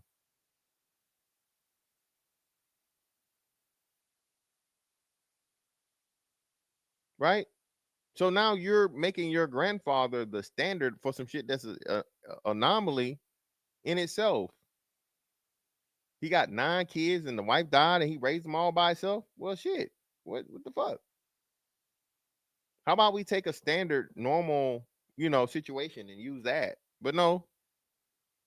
And that's your excuse for turning down 3. You said 3 proposals, 3 rings. How is that every bitch done motherfucking been offered to be married, but none of these hoes ever married? Every black woman I ever heard on this shit, man. Oh, I've been proposed to plenty of times, plenty. I done had at least 2 or 3, and it's never just one. Listen, every black woman. If I'm tripping, y'all correct me. But it's on social media. Anytime a black woman, oh, niggas want me. I done been proposed to many times. It ain't never just once. Well, damn, baby. So none of the niggas that was more likely than not, no nigga just walks up to you and be like, gets down on bended knee like motherfucking Boys to Men with a ring out. That means you've been dealing with this man for some time, right? So you've been dealing with this man for some time. More likely than not, y'all fucking. All right? He finds value in you and says, hey, he wants to take it to the next level. And you, nah, nigga.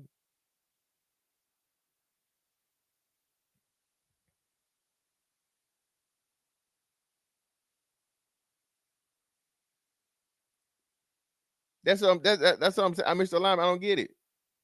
Pawpaw them, and then you can't find a man. You're not gonna find no man like Pawpaw. Pawpaw was taking care of 9 kids as a single man. The fuck? Yeah. And all of that, and build black homes. If we don't build black homes, we can't depend on white folk to build black homes. So when you see somebody like your significant other who clearly loves you, and it's all these black women rooting for her, rooting for you, they want you to build a black home. That's their anger. They don't know you. They can't judge you for anything else. They want you being who you are, being attractive, being successful. They want you to take hold and solidify and build a black home. That's not saying you're not taking care of the kids you have, because clearly you are, and you love your kids. Taking care of your kids and building. This bitch rambling. So Cam dumbass letting this bitch motherfucking basically say, why you ain't married this bitch yet? All in all, this is what she's saying. Why have you not married this woman?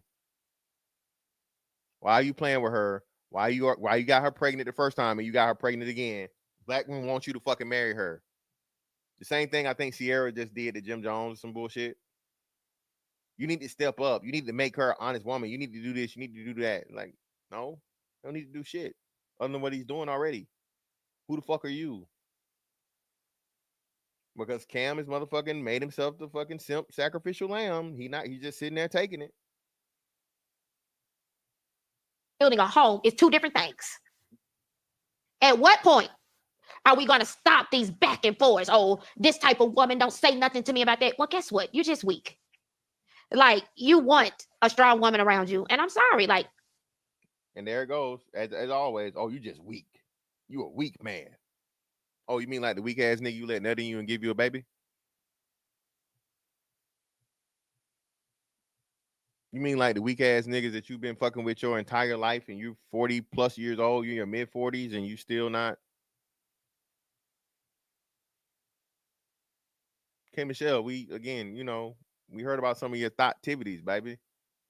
Were those men weak men too? Or you just weak in your knees and strong in your throat? I'm just curious, man. I don't know. I don't get it. It never fails. Anytime you weak, you gay, you this, you that. It's always a fucking negative thing when you not doing what black women want you to do as a black man.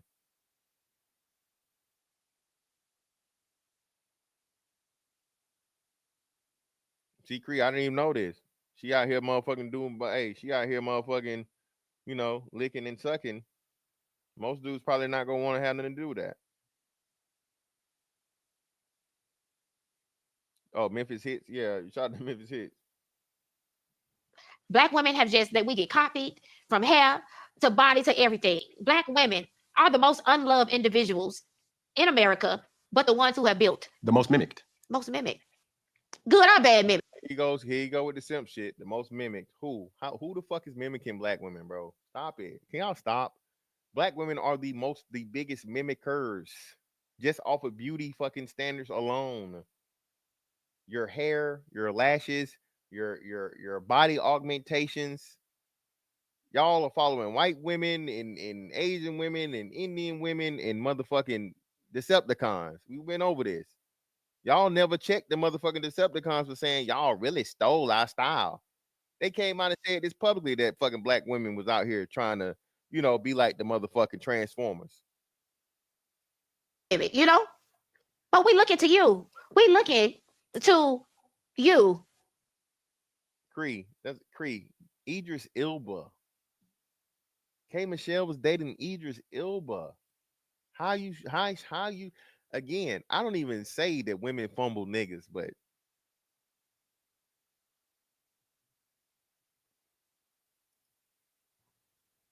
a successful black man, we are looking to you to change the narrative. And when you don't, it becomes, go on that show and tear his ass up. Mm-hmm.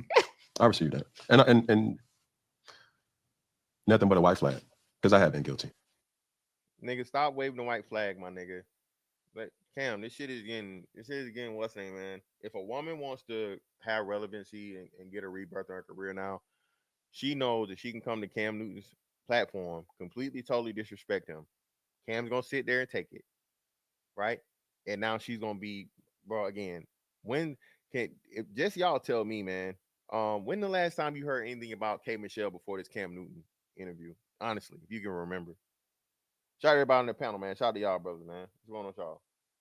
It's been a minute, not since she what's going on? Not since she got her booty deflated. Her shit was leaking like a like a Mazda RX-7.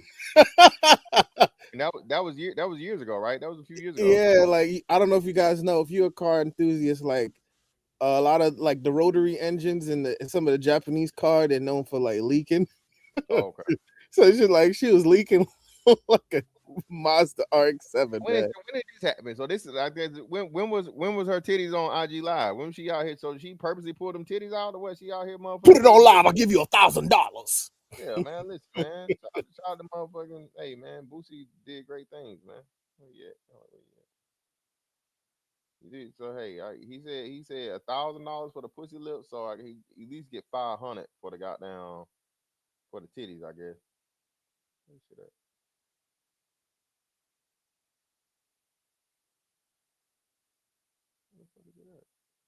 I just had to look it up. What's the name? Put your pussy lips on live. I'll give you $1,000. I had to look at Idris Elba, been married for almost 6 years, going, I mean, and it's like, look at you. And also another thing too, I don't know if you're aware of Mr. Z. Shout out to him. He was bringing up the fact that she was dating. She talked about white dudes, this and the third. You remember? I don't know if you remember. She used to date Ryan Lochte. She was like his little side piece. Remember Ryan Lochte in the Olympics with Michael Phelps in them? Oh yeah.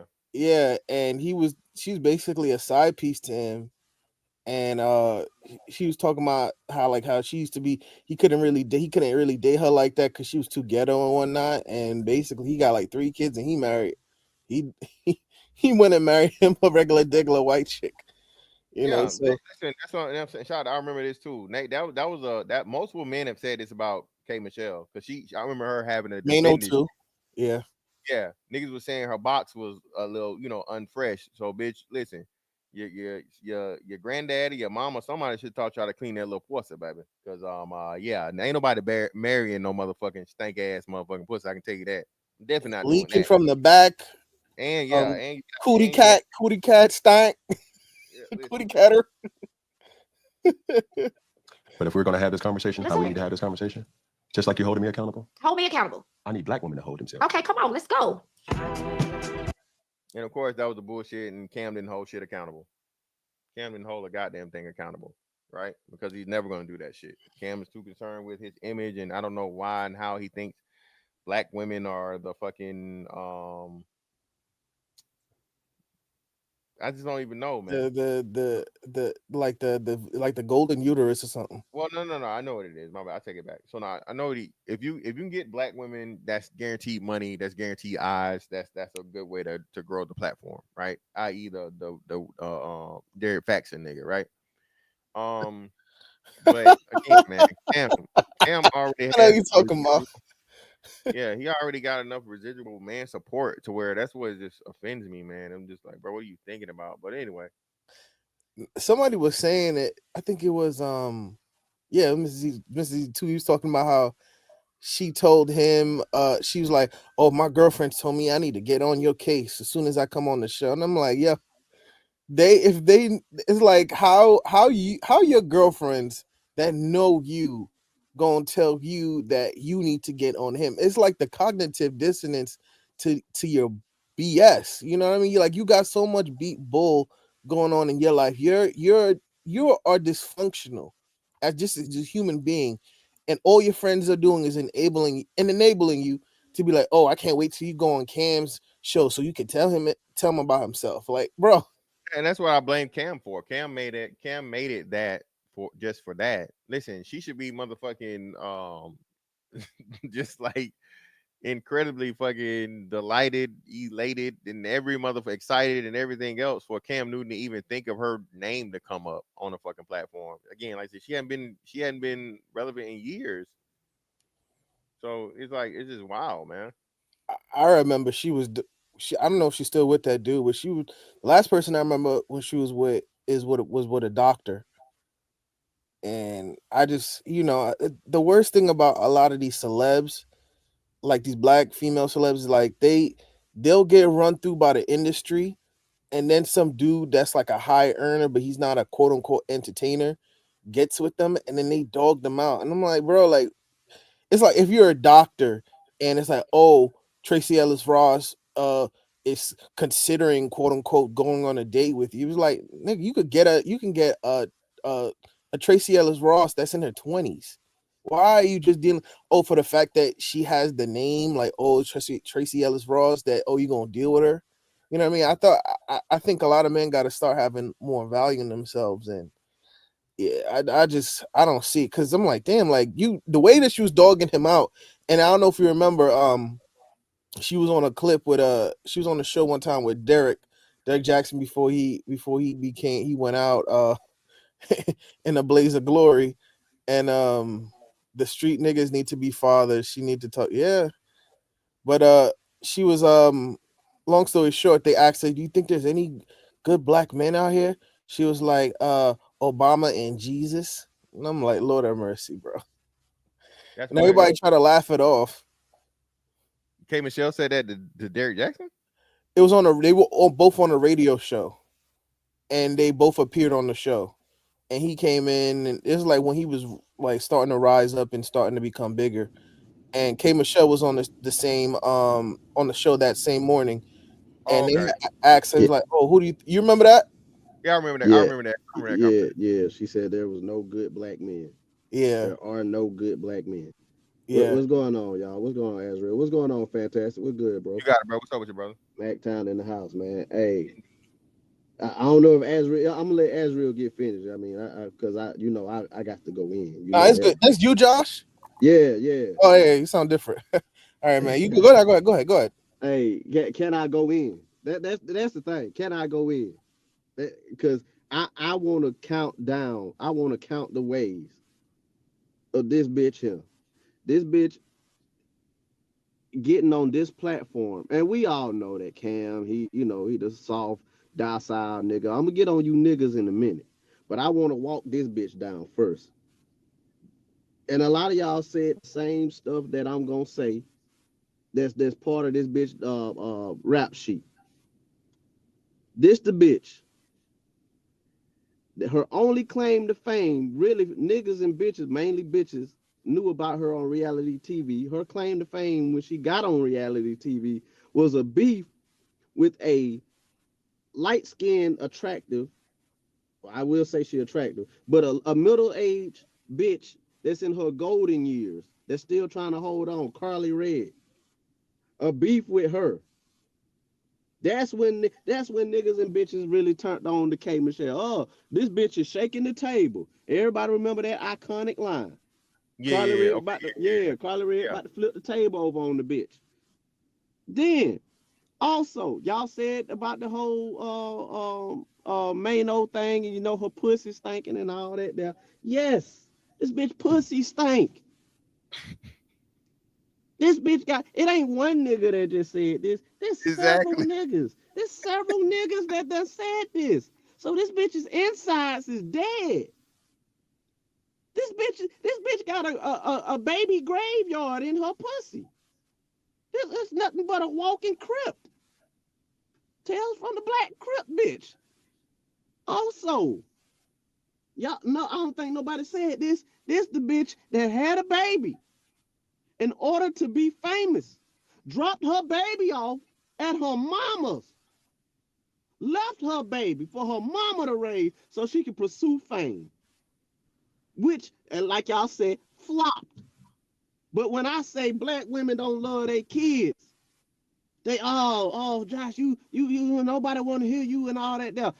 The evidence shows every single day, every single week, these issues coming up, man.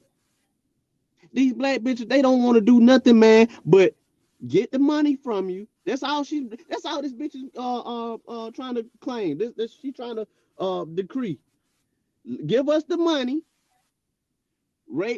Give us time off from the kids. Forgive us for our whole sins, and just be okay. Let us do what we want to do. No, like Azrael said, you was the side bitch to Ryan Lochte.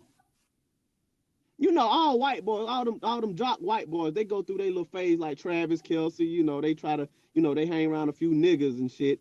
Then they be down or whatever for a little bit. Then they snap back out of it, and then they get back. They get with the regular white bitch. What these bitches? The black woman is so mentally inept. Also, this bitch, countless of men in the industry She claimed that a nigga beat on her and drug her around the studio. Like you said, fantastic. You raised it. How do you know the country stars and stuff? They get, you know, once they make their song by 6 o'clock, they going home. That's a lie. Whatever it costs for the song to be made, they stay long hours too. Shit. What you do? First of all, what you doing in the studio at 2-3 o'clock in the morning, K. Michelle? What your grandma? You been around your grandparents so damn much. Your grandmammy should have told you don't nothing be open past 10 o'clock, but down the Waffle House and Legs. But you in the studio with a group of niggas at 3 o'clock in the morning, think I'm finna make a hit. Yeah, they finna make a hit. So and then this bitch, like, man, this is when I tell y'all, like, we got to start just ignoring these bitches. These bitches don't count. They don't count. K. Michelle don't count. This is a bitch, like y'all said, had to get her body done and all that. You talk about families, but you got your titties goddamn about to flop out. You talk about families and shit, but you just made a song with a hood bitch named Cash Doll talking about super hood. You had nothing but hood aesthetic niggas in your video. But you a country singer though? Fantastic. You know, I'm right here in the great state of Georgia, Central Georgia. I frequent gas stations a lot that plays country music. Shout out to Ranchers in Jones County, Georgia. They play country music all the time. I ain't heard white folks play not one K. Michelle country song. This bitch don't count. She don't count to them, and she shouldn't count to us. Like, that's the wild thing about it. Only people she matter to is the black bitches that got that aesthetic. With the titties halfway out, wearing the tight dresses and shit, got the fupa, got them try to show they little crusty ass feet and all that there. Them the bitches that care about a K. Michelle. White folks don't care about no K. Michelle. I ain't never heard. I ain't see K. Michelle at no CMA awards. I ain't see K. Michelle at the goddamn country music television station awards. I ain't see her shit played. Shout out to Dub Will. I ain't see her shit played on the country music channel. I ain't see none of that. The closest thing you'll get to a country thought or a white thought or whatever was Taylor Swift, and you saw what they did to that bitch. They got her up out of there. Now she making pop songs. She started making songs. She started making songs about the nigga she was fucking and breaking up with and all that. No, bitch. Josh, I don't think Josh. We talked about her once before, right? And Josh, I think it's motherfuckers don't understand. She made a song called "I Just Want to Fuck," and it was a white boy. That was the start thing of it. That was like one of her first little songs she did before she finally got the whatever the one single was she had. Yeah. But she literally had a song that said, "I just want to fuck and not fall in love." That's it. So what do you see, about, man? Like you said, that's why I said, why Cam, y'all got to you two, brother. You can do better than this, brother. Especially if she gonna just come up here and perpetuate the bullshit and lambaste you on your motherfucking own platform and take the we always start calling this shit the Cheyenne Bryant route, my nigga.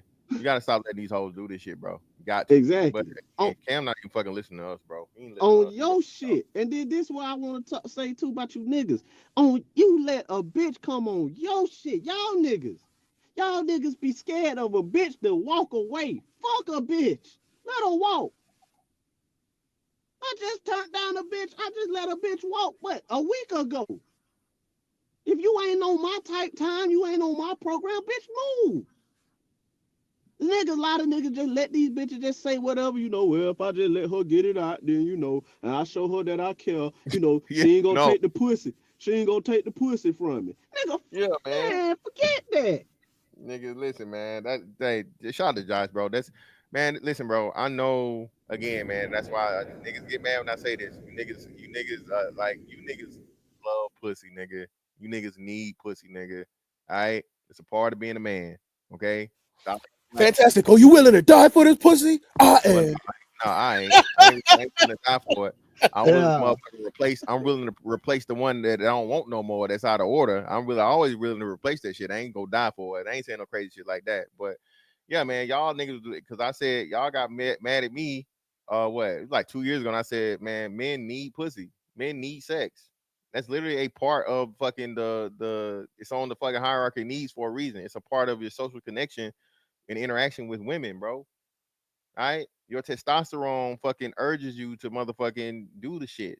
All right, you have a certain level of dopamine that only gets released when you're actually having actual sexual intercourse and not motherfucking playing with your motherfucking joystick. Pause, my nigga. You feel me? It's different. Even your body knows the difference when if you're just pleasuring fake or you're actually engaged in sex. So again, man, when I say the shit I say, it's not just out of some, bullshit, nigga. My shit is always science backed and supported and got some facts behind it. But hey, man, we got motherfucking long time no see in the building, man. We got SKC over here, man. What's up with your brother? Appreciate you for coming through, man. Big brother Cool, what's good? Hey man, what's going on, man? I just had questions, man, because I didn't know this woman. I asked my wife because they play country music at her office and stuff all the time, and she stated she never heard of her. But I didn't want to go off on her and all that other stuff. That's not my point. I'm kind of wondering because you guys know the new kind of circuit of Black YouTubia way better than I do. What has the Black Women Negro Defense League been saying about all of this? What are they? Because I know they have to have some arguments, right? They were in the comments saying she read him his rights, girl. She read him for filth. No, I'm not talking about the women because they always gonna. I'm talking about because I know there has to be a segment of Black dudes on YouTube that probably had to, try to soft shoe this type of conversation. So, like, what are their opinions on these type of things? Yeah, just the basic thing. She's right. Black men aren't being fathers. Black men aren't creating families. Black men are the reason the black people are behind. Black men's fault and don't want the same classic shit. SKC. So the same arguments of Black men have to be the builders, protectors, providers. They have to build Wakanda. If anything is gonna happen, it's gonna be through them, and the women are just basically waiting for them to come in and take control of everything, and then once they do, they will magically become submissive and do whatever they want and the whole nine, right? Yeah. Yep. And SKC. Huh. It's interesting how time does not change anything, man. It just good grief. Well, I would say this though. I think more men they have the tools to be like, hold up, we know that there are more Black men that don't have kids than do, and then there are more Black men that are married than Black women, yet there's less of them, right? So I think when you equip dudes to see stuff, then they won't be like, oh, I'm sorry, Ezra. That's all right. No, I know that nigga ain't lying, man. He gotta be lying. What he said? Oh man, you know it. He's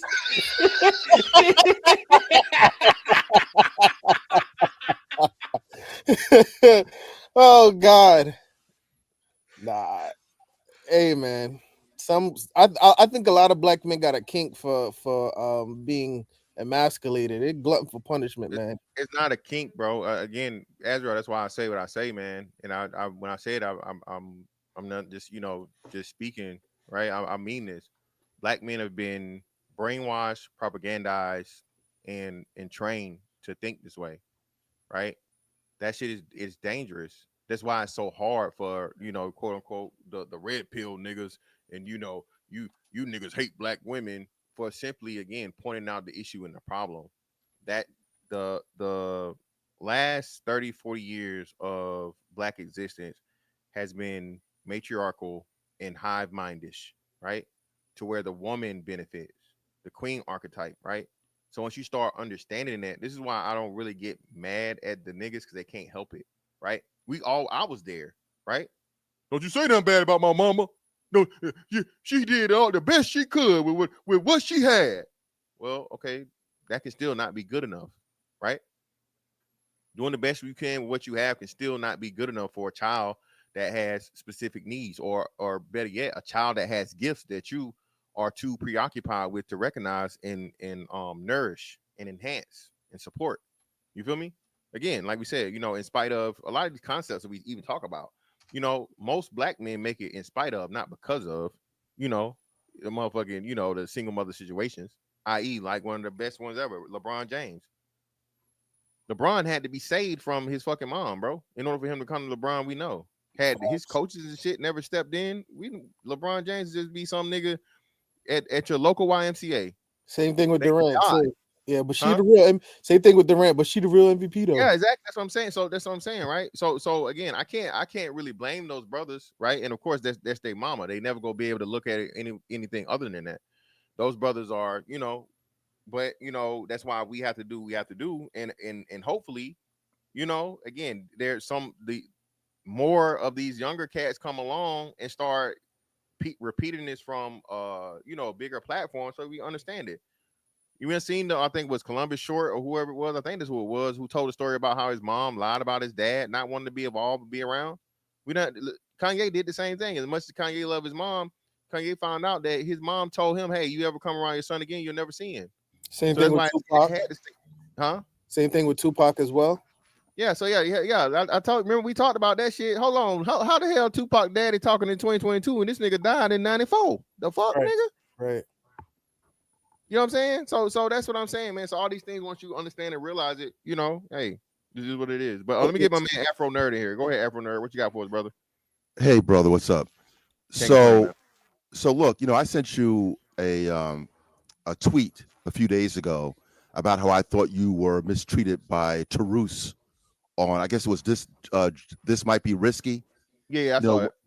And it's kind of intertwined with the same thing. I was listening to you, or you trying to speak to this man, and he was interrupting you, and I've gotten this same kind of treatment as well, which is kind of why I've weaned myself off of, I don't like using the word, but niggatube. I'm going to say it like that. I've weaned myself a little bit off of it because no truth can be stated. You can't talk about facts. It's all about trolling. It's all a joke. And black folks are in some pretty bad shape, right? Not all of us. I mean, there's another side also where many of us are doing quite well, right? Yourself, you right, retired military man. I'm doing quite well in finance. I'm not hurting.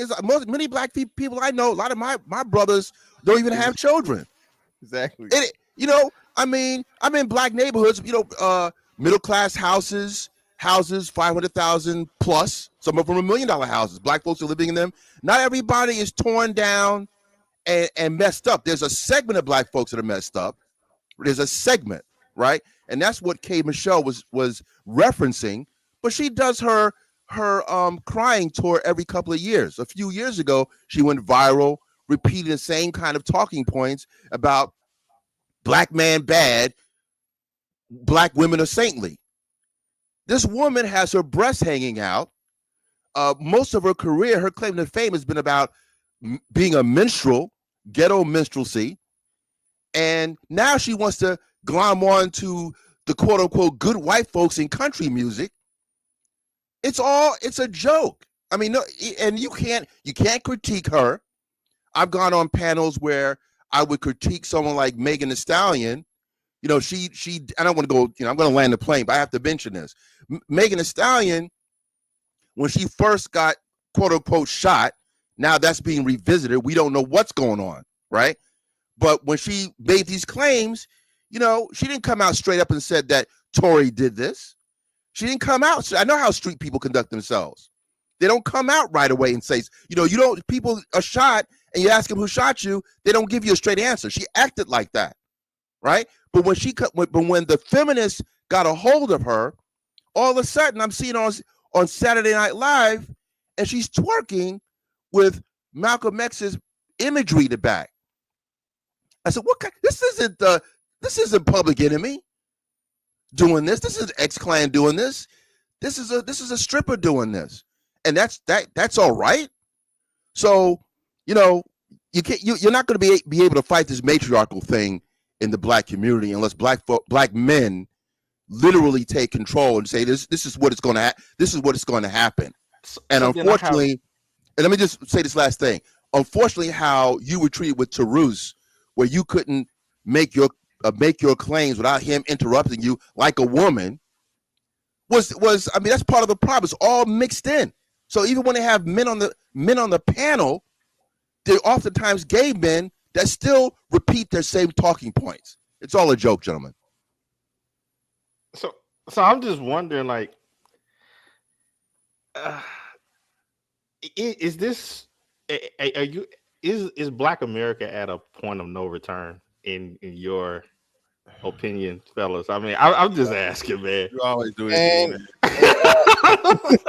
I'll let everybody else answer, and I'll answer last. hey, SKC 2053 can't come fast enough, man. I got my party hats and everything, like it's Prince, like it's 1999, man.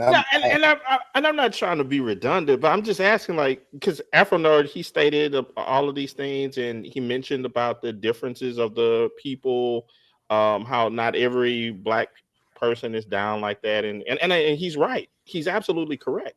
But the thing that I wonder about is, at all segments of SKC. social stratas, you have that same SKC Glorilla just won the gospel award, bro. We niggas are cooked, man. Niggas are cooked, bro. It's over. So you have that happening. I mean, on the low end, you got the what I heard now is the quote unquote YNs, and then I mean you have the Jasmine Crockett's of the world in politics, and then if I'm not mistaken, aren't like a lot of the Black female entertainers, aren't they connected to a lot of the politicians now, where yes, they can get their ear pretty much any point and so forth? So that's why I'm like, okay, where do you go from here? I'll say this: name me a matriarchy that has ever thrived. I don't know any. Not even the bonobos barely hang on. Right? Bonobos, if they go out of their environment, they're viciously slaughtered off. They have to be kept in a closed, contained environment. Any matriarchal led mammal, just off of the perspective in the animal kingdom, they never thrive, right? All of the big names of the people that are doing these style of interviews and so forth, they're never going to go against any of that stuff. I mean, a lot of that stuff makes them money. Yeah, and that's the problem, SKC. So you brought up a couple of critical points, right? The Black woman praise, worship, deification lane is the guaranteed way to make it in this podcast shit, right? So everyone is going to keep going that route because it's for the money. They don't give a fuck about Black people. So to the ultimate question, are Black people done? As to what we see now, this iteration, unfortunately, being honest with you, yeah. From everybody from, I'll say, late Gen Zers forward, this shit's cooked. Again, like I was just saying this yesterday. There literally has to be a new campaign started to inundate and expose young Black children to as much wholesomeness, family, morals, values, all those things, man. In order for, even by the time 2053 comes around, those which can, be salvaged and rise amongst the bullshit, can thrive. But as far as the majority of Black people now today in this, what we have, this setting, yeah, bro, I don't see it. And like Azrael said, that's why I'm waiting for 2053 to happen, because that right there will be to where the separation, great separation, has to happen. It's gonna happen more likely than not before that, but definitely by that time, without a doubt, the great separation is gonna have to happen. And like you said, the Black people are gonna have to separate from the ain't shit niggas, without a doubt. Yeah, that's what I'm thinking is as it becomes more and more prominent, I think you're gonna have a group of younger Black people that are going to pretty much hate the old culture. that's the only way I can explain it. Yeah, well, like I say, there's been an uptick of conservatism in younger men, right? I don't know if black men are included, but men in general are starting to lean more conservatively, and I think the way that the women are acting and the men understand if they keep going this way, it's just gonna fuck everything up for everybody else. So black women again, right? Crazily, and the reason why, you know how shout out to the city, he always say upside down world or whatever, right? Bizarro land, what he said, right? SKC, were you aware that 40-year-old women are having more kids than the teenagers? No, I was unaware of that. Yeah. So 40-year-old women are having more kids than the teenagers now, right? Well, wouldn't that up like health complications? Yeah, Chromosome exactly. abnormalities, Yeah, autism. exactly. Yeah. All of that, SKC, and like women are purposely they are weaponizing childbirth and pregnancy at this point, bro. Saying they're not gonna get pregnant, and or getting pregnant super late and all this different stuff. And then, like you said, now not only does the child, come here with more chances of some type of abnormality, but now that child's gonna have to be forced a whole lot earlier to do what, SKC? Take care of an elderly parent or elderly parents. You don't you before you would have had 40 years, what I'm saying, to get to the point and establish yourself and so on and so forth. You start having kids at 40, and the life expectancy is fucking what, 70 something for black people. I mean, if it stays there, more likely than not, but everything looking is might go down.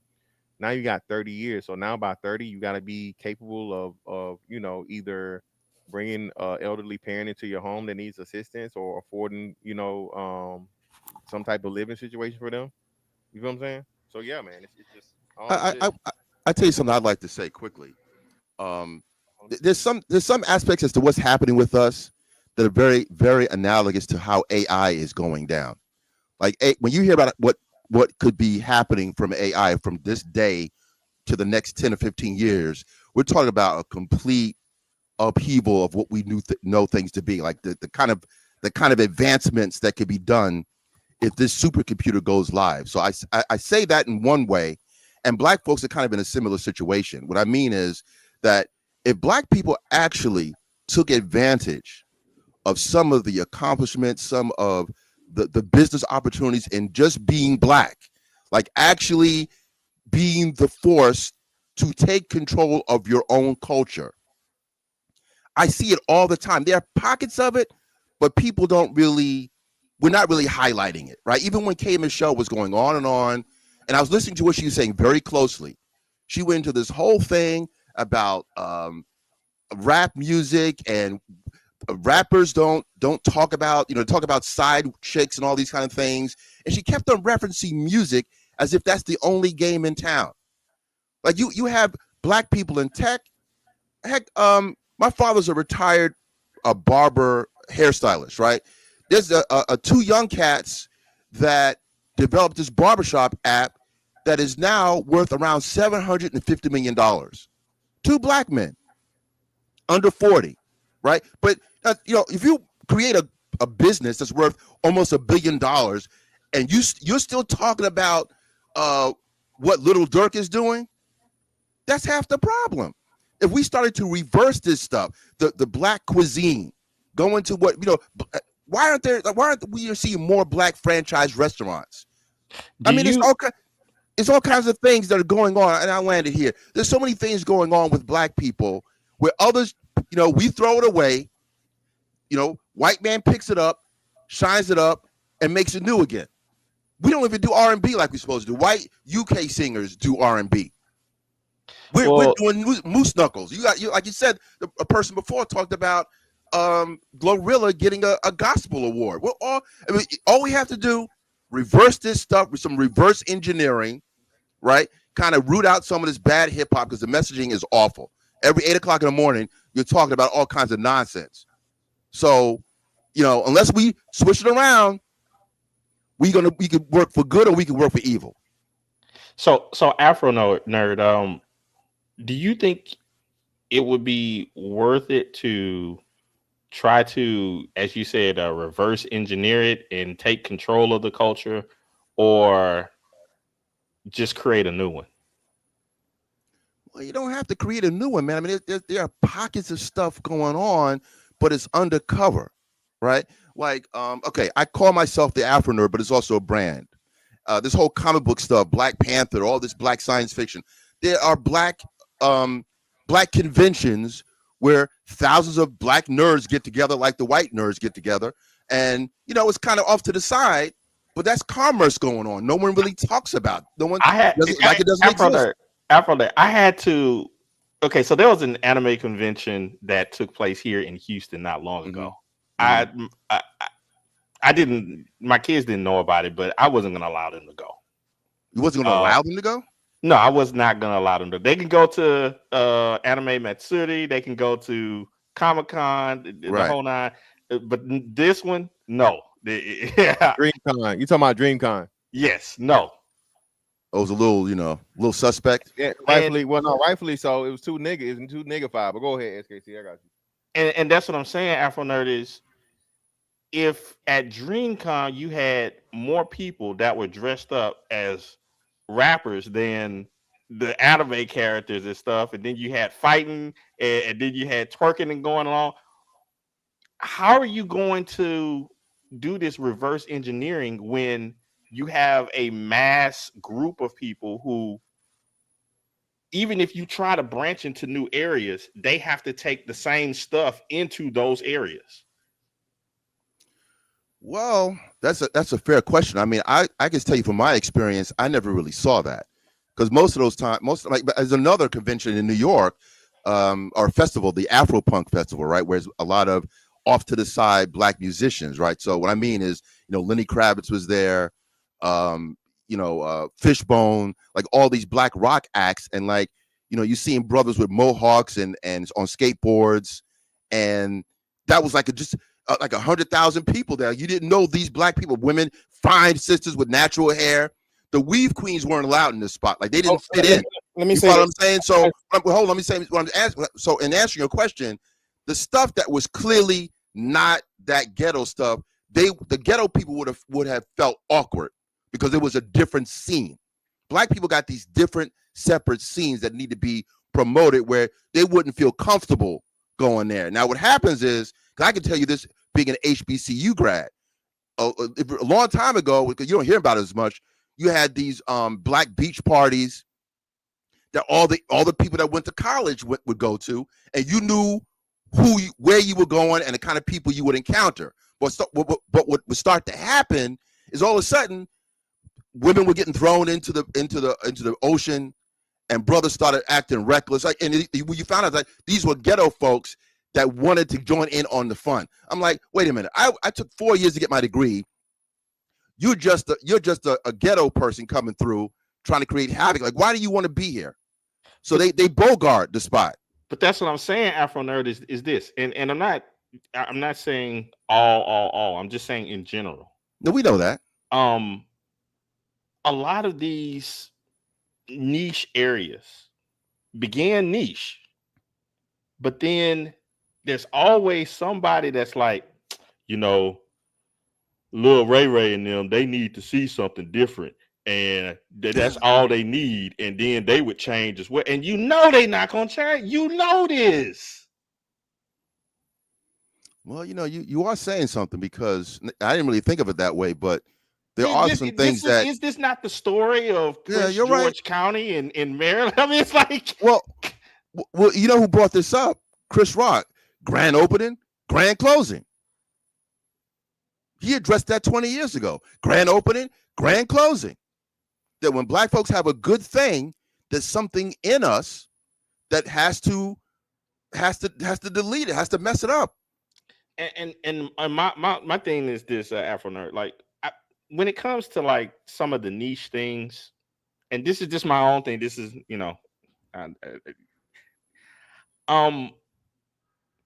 I don't think that you need to put black in front of it. The problem with that, man, is that everybody else conducts ethno business. The Japanese band collect, Japanese is going to be a Japanese restaurant. Is going to be an Asian kind of cuisine. Everyone else is allowed to promote. There's going to be Oktoberfest or Greek Fest or whatever it is. But black folks are the only ones that are being told, well, we like what you're doing, but just don't be black. I get what he was saying. I gotta be careful. I see your point of view, but I get what SKC is saying, because if you look pre-integration, right, we didn't have to do black on this, black on that. The quality of the product spoke for itself, right? So I kind of believe that I'm of that line of, if you have a quality product or quality service, there's no need to like kind of guilt trip people into coming. If you just have something, if you say, oh, this is a black establishment, like I live in New York and in Brooklyn, and a lot of times they'll have, like, especially during the George Floyd era, they would have like a black owned business, like on the side, like a little post-it saying this is a black owned business. And it's like, if the quality is great, it don't matter who's gonna come. I mean, you'll have people from all sorts of ethnicities come to get your food or to get your service. So you don't have to put, the black thing and this, that, and the third. And I'm not saying that you should denounce your blackness, but we used to take pride in how we served our food and the kind of product and material that we might give to people. And we don't really have that. We just want to gaslight people into buying because, look, I'm down bad. I'm a black business. You should buy from me, even if it's crappy. But go ahead. And that's what I'm saying, Azrael. Is like, and I'm not saying take it all away, deny it at once. And I'm not saying that's not my point. What I'm saying is take, for instance, Mr. Fantastic. The name Mr. Fantastic. I'm pretty sure growing up, you read some comics and you knew Mr. Fantastic and so forth. Yeah, indeed. You didn't need Mr. Fantastic to be black in order for you to enjoy the comic. Right. And that's what I mean. It's like everything doesn't have to have black in front of it in order for it to be successful. It's like some things you may want, other things you may want to just open that up so that you can make the most profit possible. Nah, I don't disagree with you there. It's like, especially when it comes to nerddom. It's like, no, dude, for the longest time, when I was a kid, nerddom was not high on the mantle in the black community at all. You know what? I remember SKC, and you had that stream. It was about, like, I think it was around the time The Little Mermaid came out, but it was around the whole concept of, oh, I always wanted, this whole thing of black people, quote unquote, wanted, I always wanted a black character that looked like me. I never thought to myself, I wanted a black, like, I never wanted to think, I wanted a Bruce. I love Batman. That's what my name is, actually Azrael and the thing. I never thought, I would love to have a black Batman. Like, no, I just like Batman. I like James Bond. Didn't even cross people's minds. Never crossed they just my mind. Enjoyed the shows, the comics, and everything. But I think a lot of the Johnny come lately people that wants Marvel and, let's say, like the whole Just Black the Panther woman. thing It's came the out. woman. That's where you had a lot of the people that wanted to jump into that and try to make it all ultra black. And it's like, nah, just enjoy it for what it is and go on. But that was just my question to you, Afro Nerd. I know we got somebody else on the panel. I didn't want to just take over. I want to say this. Speaking to your point, and this is why the Ironheart thing is gonna flop, because I'm sorry, but for me to fathom, okay, there's this black girl that's into structural and mechanical engineering, right? And then she's on the level of prowess as Tony Stark. You can't sell that to me, bro. Like, that's hold on for a minute, because when it came out, ironically there was a black girl that kind of favored her in real time, that was a student at MIT, kind of sort of doing that same thing. Just wait to be careful. That some of that's the real issue with imagery, is because when you allow black folks, that's why I'm kind of on the side of what you're saying. See, the danger is if you allow certain things to be seen with a black face, then black people naturally want to go to it. So when you put Wakanda on screen, all of a sudden people were calling a place called Wakanda, Illinois, cracking jokes because there really is a Wakanda in quotes, right? But globally, right? I saw the power of that movie, the first one, right? That there were Black Brazilians who were getting treated and who are getting treated very poorly because of their racial politics, right? But the Black Brazilians were so enamored with Wakanda and that whole story, they were demanding like a Wakanda. We're talking about opening up Black businesses. It actually, look, you can have these bad images like what's happening in hip hop, this Black dysfunction, and people emulate that, right? But you can also have something that's so positive that people really want there to be a Black Shangri-La, so to speak. So you have to, there's a danger, and it always has been, with having Black people being perceived a certain way. So when you talked about a Black Batman, I think differently. I would want to see a brother that could outthink someone. We're not known for being thinkers. But that's what T'Challa is for, and that's another thing that's crazy. And not to get into the nerddom, but they actually, if you notice, they actually downplayed T'Challa's intelligence. There's a reason why that. See, I talk about that a lot. They ceded the intellect to Shuri. Exactly. Right? So that was the problem.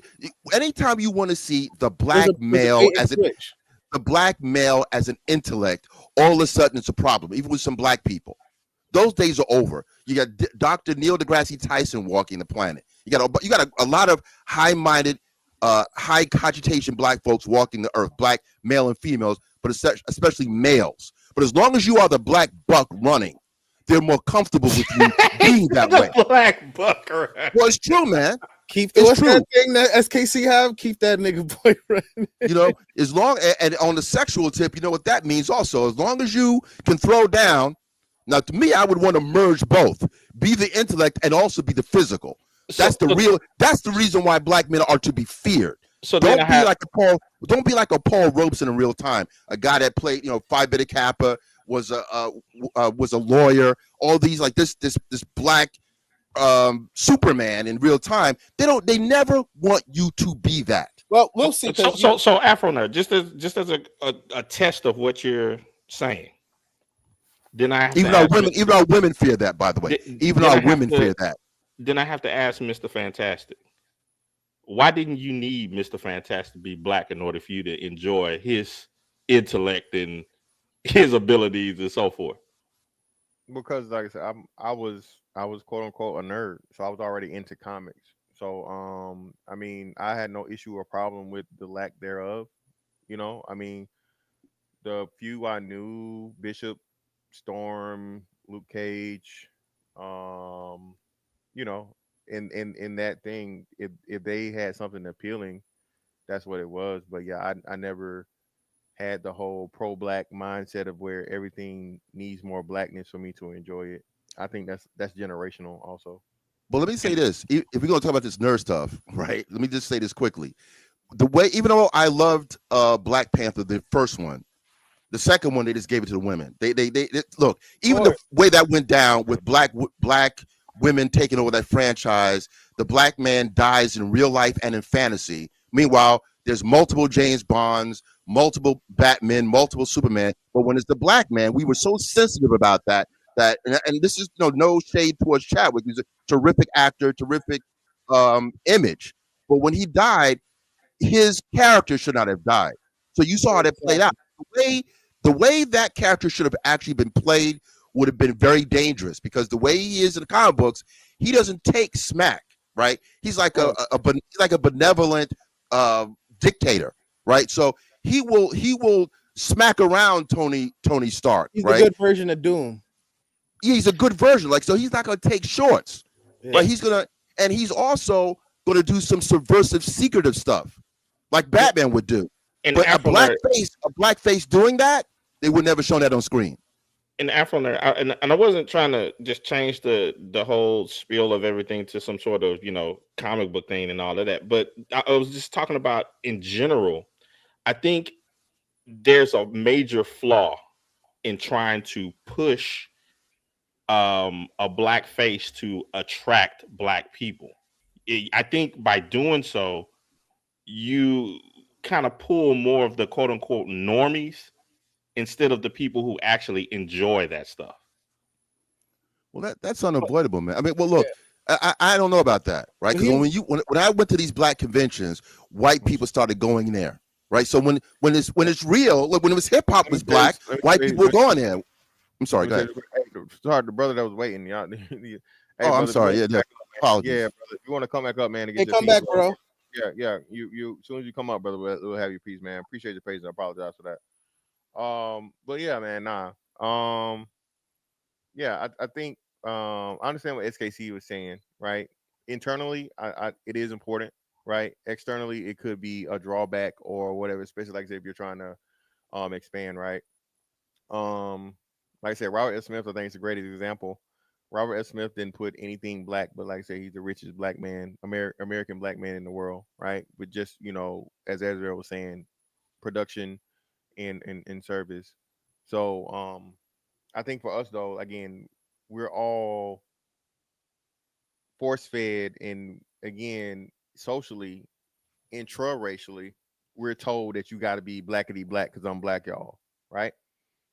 And if that's your thing, cool, fine, right? But the ideology that the most, outside of Asian, Chinese food or whatever, and so on and so forth, and that's, that's their culture for the most part, you don't see a whole bunch of Asian promotion shit.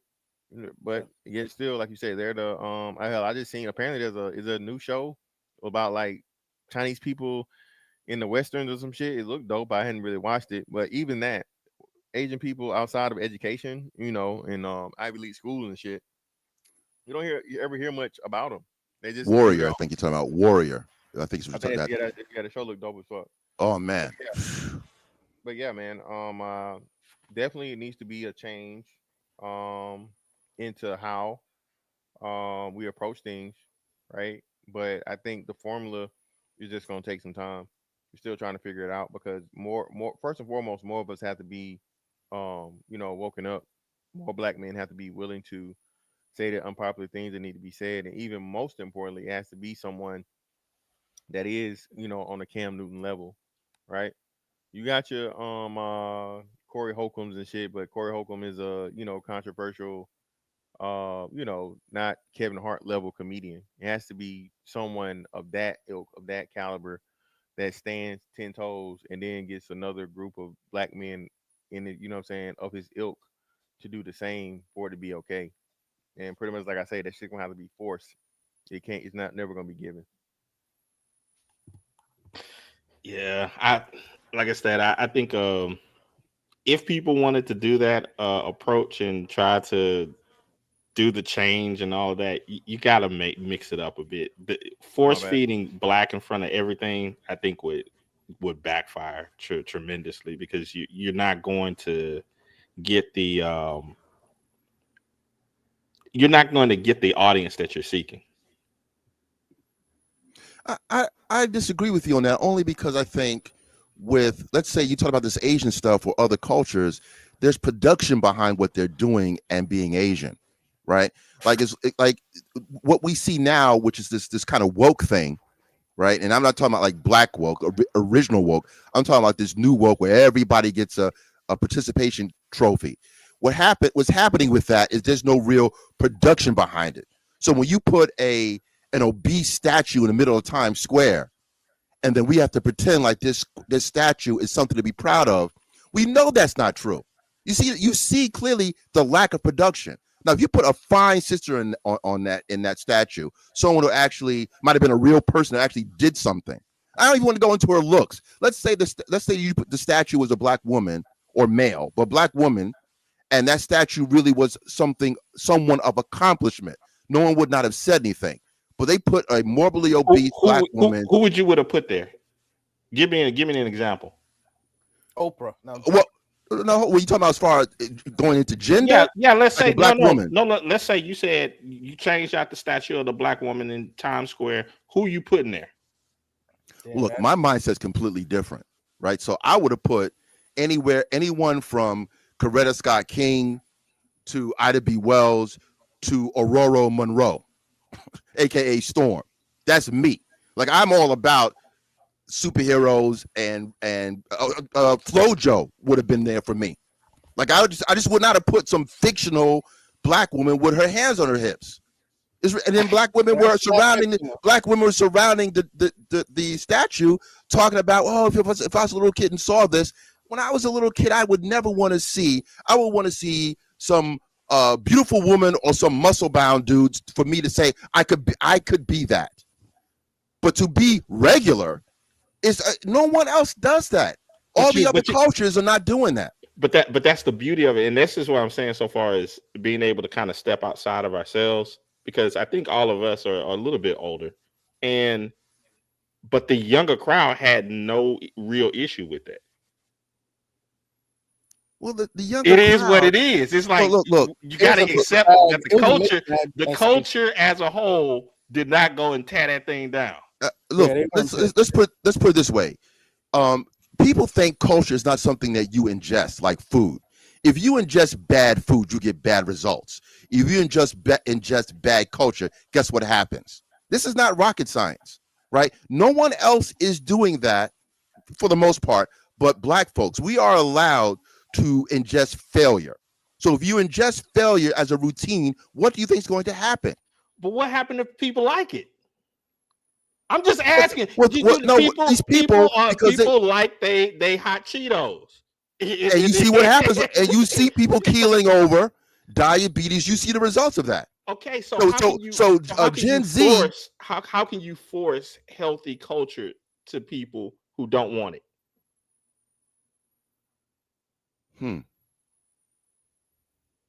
Well, look, you need to be Well, we got to have this separation in for the people that they'll come along when it's survival, or they won't. Survival of the fittest. If you have all these other people succeeding because they're doing things a certain way, and you keep on losing, then it's up to you to kind of figure that out. And Afro nerd though, but the thing is, for you, you can't be allowed in. Afro That's nerd, true too. You're a zombie. So if you don't get in and you genuinely buy in and contribute to it, we're not going to allow. We cannot allow, and that's one of the biggest issues and problems with the black community.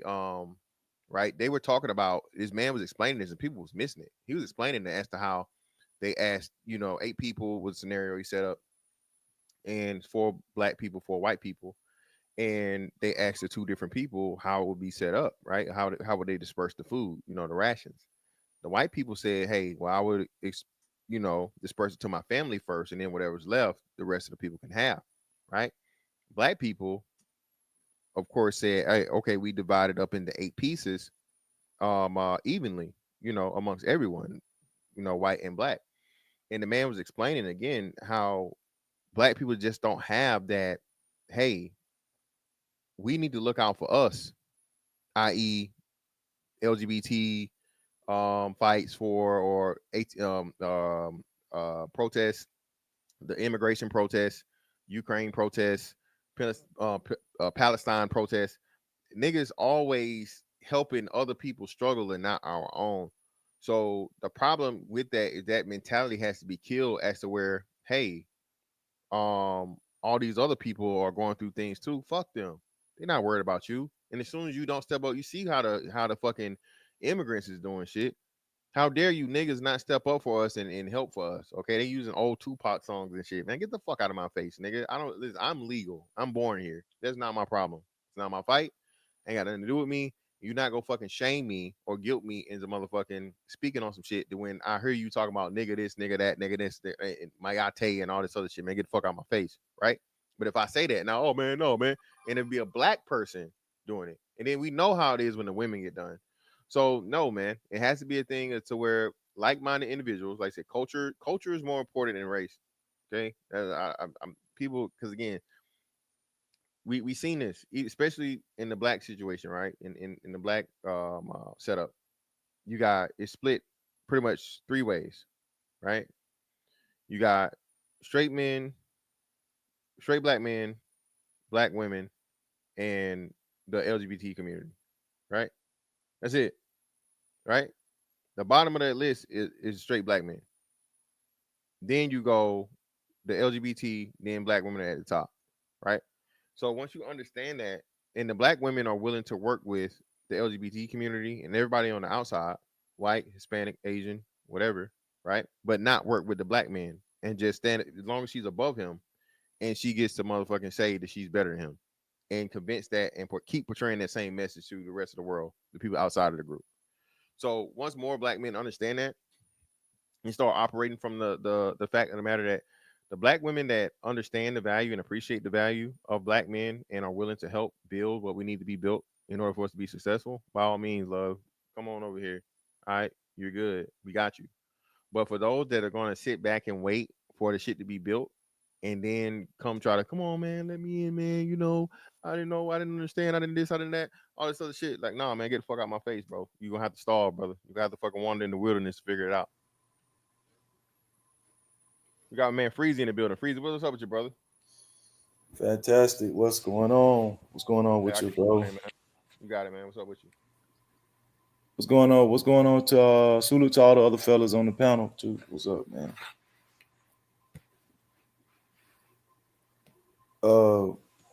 Nah, I just joined the panel. Fantastic. I was just, Okay, saying. Cool. For sure. Yeah, we just saw, like I said, I shouted you out earlier because I said I was made aware. You're the first person I saw talk about this period, right? Early Sunday morning, right? Yeah. And yeah, we was just going over it, man, covering it. Did you have anything else you since everybody else has talked about it and you got a lot more better lens of it, I guess, and it's other parts of the interview too. Do you have any other perspective you gained since your initial covering? Well, I mean, me and you talked when you on the show the other day. I agree that it was the wrong messenger. You just couldn't help but see K. Michelle's tatas while she was crying out for help. It was just kind of weird. And on my show, I did point out that she's not married and she has a son. And a couple of people on the show felt like it was a ploy for her to actually get more brownie points in the country music genre. So, I mean, I did kind of see it from that lens as well. I think the only thing I disagree with you, Fantastic, you said it was the wrong message. You said it was the wrong messenger, wrong message, if I'm not mistaken. Didn't you say that? Yeah. I think it's the wrong messenger, but I didn't disagree with the whole message. You know what I'm saying? So that was my perspective, because I am for community. I am for like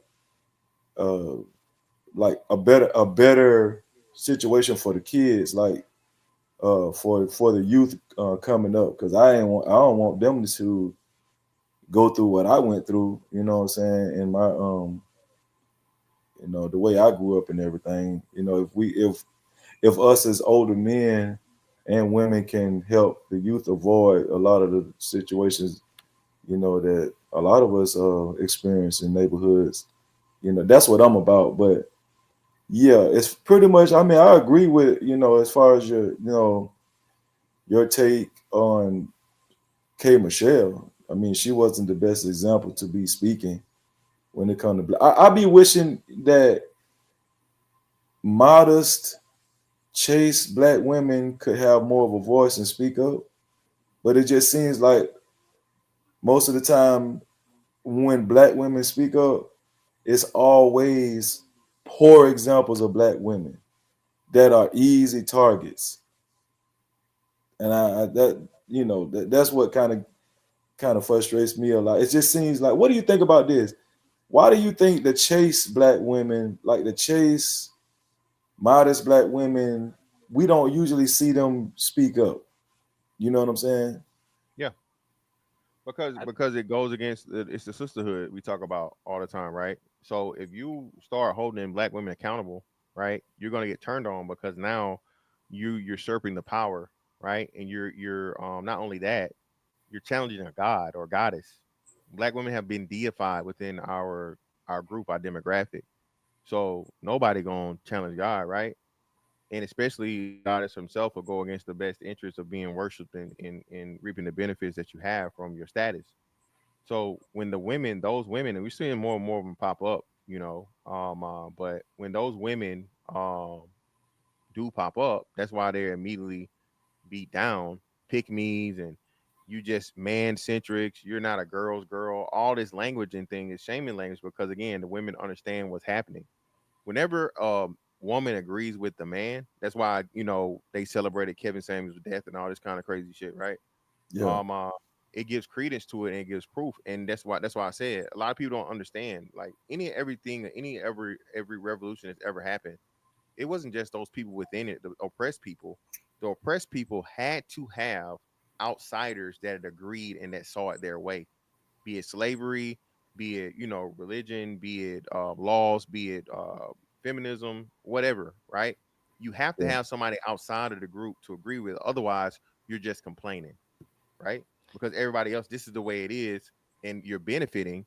So if I'm benefiting from something and you're, what I'm saying, on the bad end of it, I don't really give a fuck. I'm benefiting.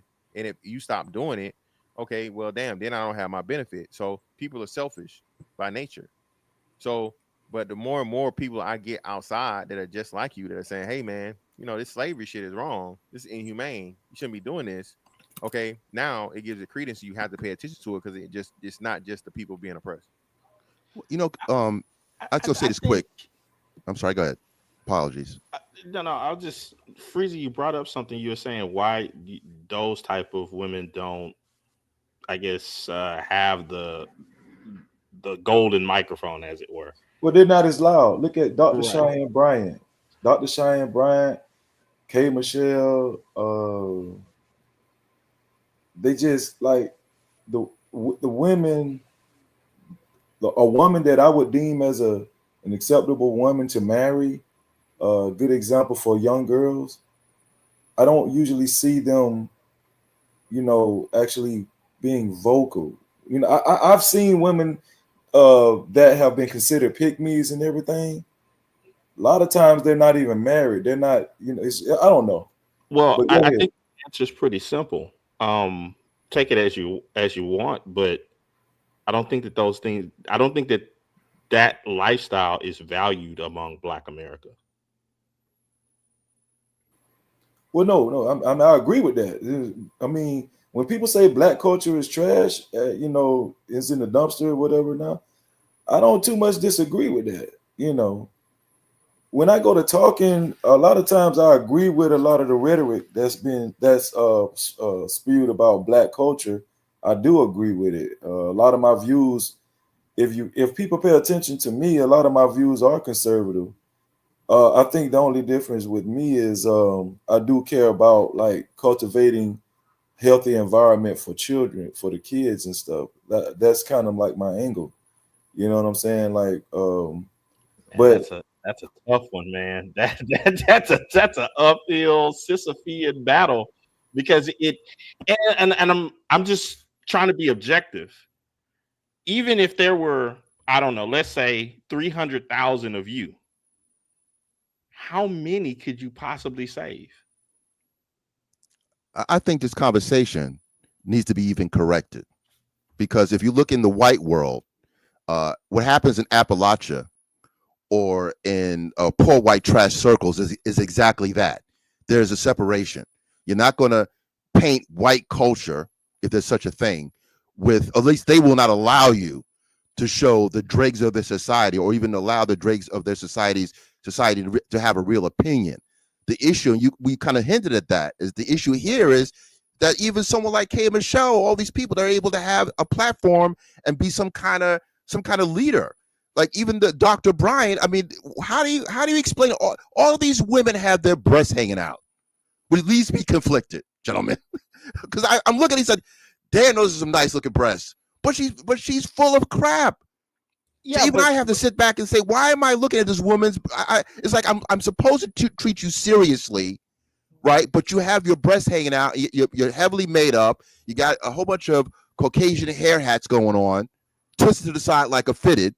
And I have to take you seriously. Why? Yeah, but Afro Nerd, think about it from this perspective. And I'm just kind of put in what Freezy was saying. If the perspective is, hey, you know what? I understand it's a load of crap, but I want something better for the future of, younger children that are coming up to not have to deal with a lot of these issues and go through a lot of the pitfalls that others that are older have went through. Well, if they're looking at Cam Newton and K Michelle, they've already lost. Yeah, maybe. If you have children that are watching that, it's over, because they would need parents to tell or to take up that time to instill in them values that are actually going to put them in the right places and get them involved in doing the right things. So if you're looking for a Cam Newton to save the kids, it's like that's a failed strategy. I totally agree. I agree with that. That's what I'm saying. Like, I totally agree with that, man. But we can't have discussions saying black culture this, black culture that. That's all over black YouTube, where black culture is trash. Wait a minute. I went to the HBCU. There's 100 HBCUs in this country. There's different sectors, but we give everyone, anytime it's black, it's got to be, Jaquan and LaQuisha. I mean, I know plenty of black person. I know black person. I mean, keep it 1,000. That's how it works. The real blacks are those blacks. But somehow the black man that went to Howard, went to Hampton. Heck, I'll tell you this quickly. I mentioned my father's retired barber, right? Now, this is just in my little circle, and I'm very proud of this. Around the corner from his barbershop, there was a black dentist. His name is Dr. Hortenius, old school name, Dr. Hortenius Chenault. Dr. Chenault's son is Ken Chenault, who was the head of Amex for a time, right? So, and he went to Morehouse and he went to Howard Dentistry. He had the highest dental score to this day in New York, and he went to 2 black schools. So we can do this, but I don't know. I mean, I do know Shaquans and Raekwons. I never dated a LaQuisha, because I got a thing with those names. I can't date a woman with a wild name. I can't even date a Keisha. I can't do it. Some people do believe in this, but there are different types of things going on. And yet when we talk about black culture trash, we go into hood speak. White folks don't do that. They're not talking about Jethro when white dysfunction goes down. They don't do it. Somehow we talk about Sharkeisha, who was a real person that went viral. Sharkeisha gets to go viral, and we talk about her like she represents all black women or black people. She doesn't. No, man. I don't think it's that. I think it's, again, unfortunately, it's an overrepresentation of the negative, right? I've seen a couple of stories, like you said, the brothers, not the brothers, but the young ladies and young men that got scholarships, academic scholarships, right? That's just not really celebrated like that. It might get a couple likes and so on and so forth, but it doesn't really go viral. It doesn't really get talked about, right? Because that goes against a couple of different things. It goes against the, entertainment, athleticism, that obsession that we have, and again, something that we're gonna have to have a really difficult conversation, but honest conversation about niggas' hatred of intellectualism and intelligence. You notice why, again, that's why black women always bring up education, but never intelligence. They don't even acknowledge that shit. They're part in one, but they're not the same. You feel me? There are plenty of intelligent people out here that don't have degrees, right? You literally need those people, and you deal with those people on a daily basis in order to get most of the shit done and accomplished. But if we start talking about, the intellectual aspect of it, and you start promoting that, again, it takes away the power from the women, because now the women want the quick, fast money. That's going to come from who? Entertainers. It's going to come from the professional athletes. They're going to have not only that, the prestige. So that's another big part of the situation as to where the Cam Newton thing was, hey, we need you famous rich niggas to do right by us, so the regular niggas will fall in line. Remember this famous? Now I forgot about this before when I was talking about this earlier. Remember the infamous line that fucking Iman Shumpert dumbass said about, that's why you come with us. That's why you fuck with us. We pay for everything. You ain't got to pay no bills just for this nigga to do what? File for motherfucking be mad at all the money he lost in the divorce, right? You this big balling shot call spending motherfucking all the money, and not she ain't got to pay for nothing ass nigga, right? Until that divorce happened, and now you done pay for everything, and she motherfucking saying you didn't pay for everything, and she asks for more shit. You got to give up your properties, your cars, and millions of dollars in assets. And you got to pay for your daughter's both of them their education. You got to pay for fucking child support for the next however many years left, up to 18 years. What about his ex? I'm sorry to interrupt you. It's fantastic. What about his ex-woman who comes out talking about, I just want to get my back blown out in peace by this new Green Lantern, by the way. I'm keeping it nerdy. The gentleman from UK who's going to be the new Green Lantern on HBO. Yeah. She says openly, I just want to get my back blown out in peace. And she's another one. She's probably another K. Michelle type who shows her body, and she got a crazy body. But who you talking about again? You talking about Amon? Yeah. But she got Iron Man face though. We keep it 1,000. She got Iron Man face. But her body is strong. You talking about what, Man in the Iron Mask, who were like Heavenly Kingdom? But actually, she and K. Michelle, you can't talk about looks, but they can talk about height. Whatever. But she got a strong face though, a little bit. Not bad. We got strong, overly made faces. We can't even see the beauty in you, and we can't call it because they're gonna call it the male gaze, GAZE, as opposed to GAYS. Right. Same thing, I guess. But the worst thing about what K. Michelle looked like she bleached her skin, man. I don't know. She's crazy. With her breasts hanging out, for Christ's sake, the whole thing is absurd. I mean, the fact at least with who's the one that's the black conservative that everyone Candace Owens. Candace Owens, look, I'm conservative. I don't agree with everything she says, but she gives a more womanly, feminine vibe. Right. Like she's like not her feminine either, but definitely she's more feminine than most. She's somebody's wife.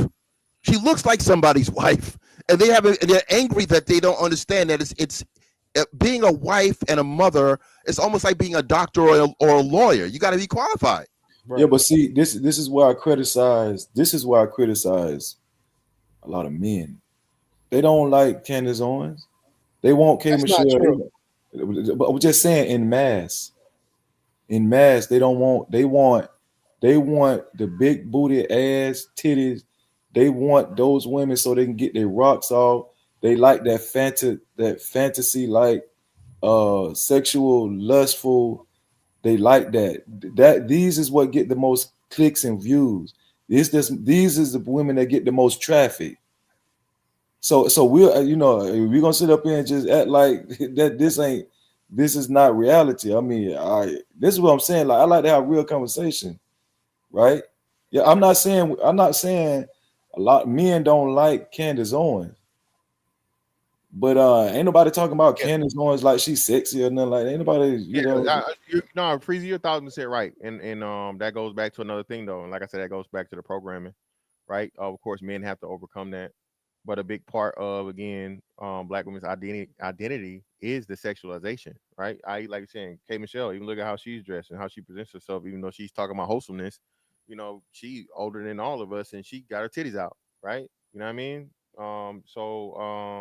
And I understand you can't have the message and not dress the part, right? Not only dress the part, but live the life of the part. And we know her history. So that's the biggest thing, the K. Michelle not being the person, but then to holding Cam accountable, because Cam is allowing this, and Cam is becoming this fucking whipping boy in this punching bag for all the ails of irresponsible Black men, when there are a whole lot more regular smegular everyday nobody niggas that are far worse than Cam. Okay, niggas out here got 3, 4, 5 baby mamas and don't take care of none of them. They broke, but the bitch is fucking them because he got good hair or he got light eyes or whatever, right? But again, no one's going to talk about those women that willingly slept with his man that was a known notorious nutter because it's just a man fault.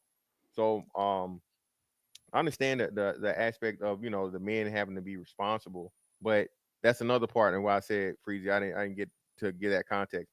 The reason why I said it was the wrong message is because she only gave half of the message, right? She only talked about the ills of Black men and Black men creating these babies and all this other shit, as if to where like the women didn't lay down and make them with them, right? These women are willing participants, especially we're talking about a man that has the physical attributes women like and the money. Like I said, if Cam Newton opened up a line, be my baby mama today, the shit would run up and down. I would say half of I-95. Okay, from Miami up to probably about North Carolina. Right, because women see and use their ability to bear children as a way to come up. We know this, but no one that is ever going to address that. So until it's addressed that these women are purposely out here targeting these highly successful men to have children by, so they can experience a lifestyle they would never have outside of that by the money that she's going to reap the benefits from it. Yeah, it's not an honest conversation, and it's the wrong message because it needs. Go ahead. There's a part of that I think is important. Like when Freezy was saying the point about the men and so forth. I agree with him that you are going after the a particular style of woman and so forth, but I think that there's a lot of meat on that bone because of the way that the community socializes its children. I think there's a lot of hypersexuality. I mean, look at the K Michelle lady. I don't know if she has kids. If she does, it's like let's say if she has a son. Yeah, she got a child. She got a son. So look at the way that you remember when she made that comment, you don't want to marry someone like your mama. Okay, well look at the mama that she's presenting for her son to marry after. Exactly. The person that she wants her son to marry would be someone that looks and presents herself like her. I just that looks remembered like a something. whore. So something. it's like you're I'm sorry. pushing on these young boys this image of these hypersexualized women. One quick thing. This is interesting. Just exactly what Mr. Fantastic was talking about. A few years ago, I had a blog talk show, right? And I was able to interview Antonio Cromartie's one of his women, and she was a lawyer, right? So her people, when they reached out to me, they said, well, make sure you don't we don't want her to be embarrassed. You have that's look. I conduct a professional show. She will not be disrespected. So I had to work around how I spoke to this person because if you remember, Cromartie had to be seeded money just to be able to pay off his multiple children's mothers. He has like in his yeah, he was just spilling sperm all over the country, right? Before it was worked into his Jets contract, so he was messy.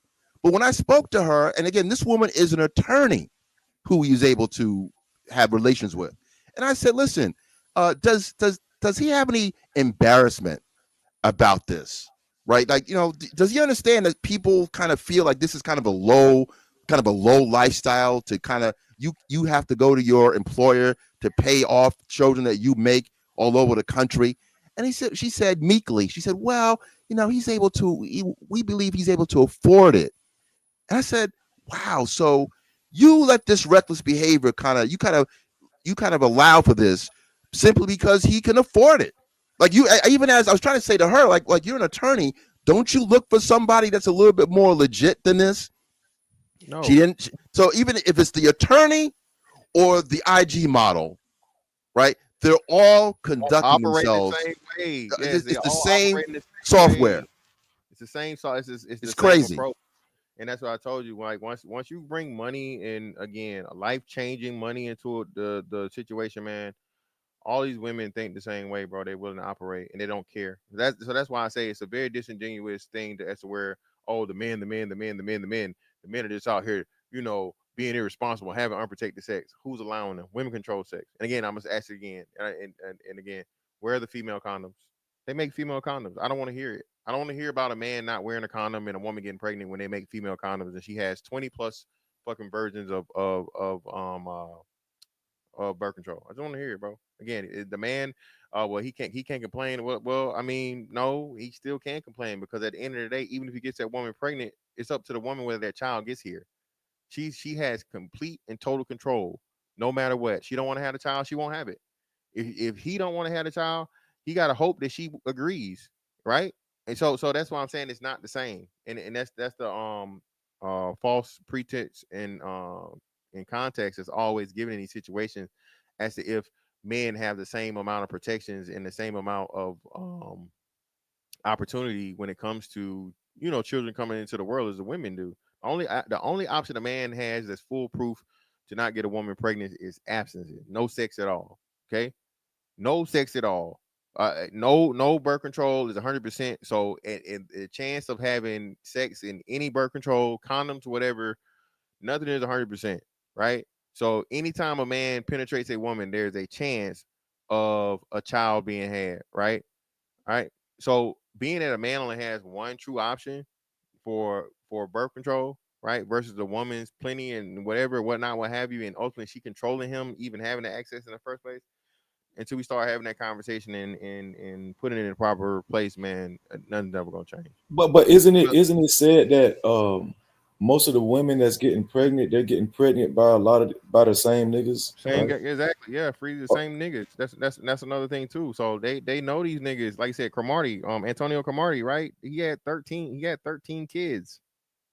Right. I don't know about how many different women. I think he did ended up getting married, but the brother was out here, like you said, every motherfucking away game, the nigga was making a baby. So, and these women knew it, but they were same thing with T.O. Remember, T.O. had the same situation. These women do not care, right? And that's women in general. That's not just black women. That's women in general. But specifically talking about the black thing and so on and so forth. It's just funny to me how the fathers being irresponsible, the sexually irresponsible fathers get talked about, the Cam Newtons, but nobody talk about the Tennessee Three. It's three niggas in Tennessee, Freezy, that's had over 80 kids with like 20 some odd women, right? And the bitches keep laying down with them. It was so bad. Not to cut you off, Fantastic, but it's so bad that like each of them were getting like $3 in child support. Not even. No, Adriel, not even. They were getting $1 and change, bro. And the man had Adriel.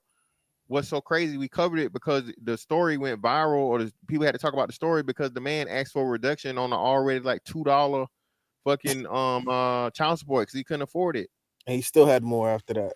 Yeah. So and the women. So that's why I said I can't have this conversation in good faith when shit like this is going on. Well, they're celebrities. Well, no, it's not celebrities. It's again, celebrities make up less than 1% of the population.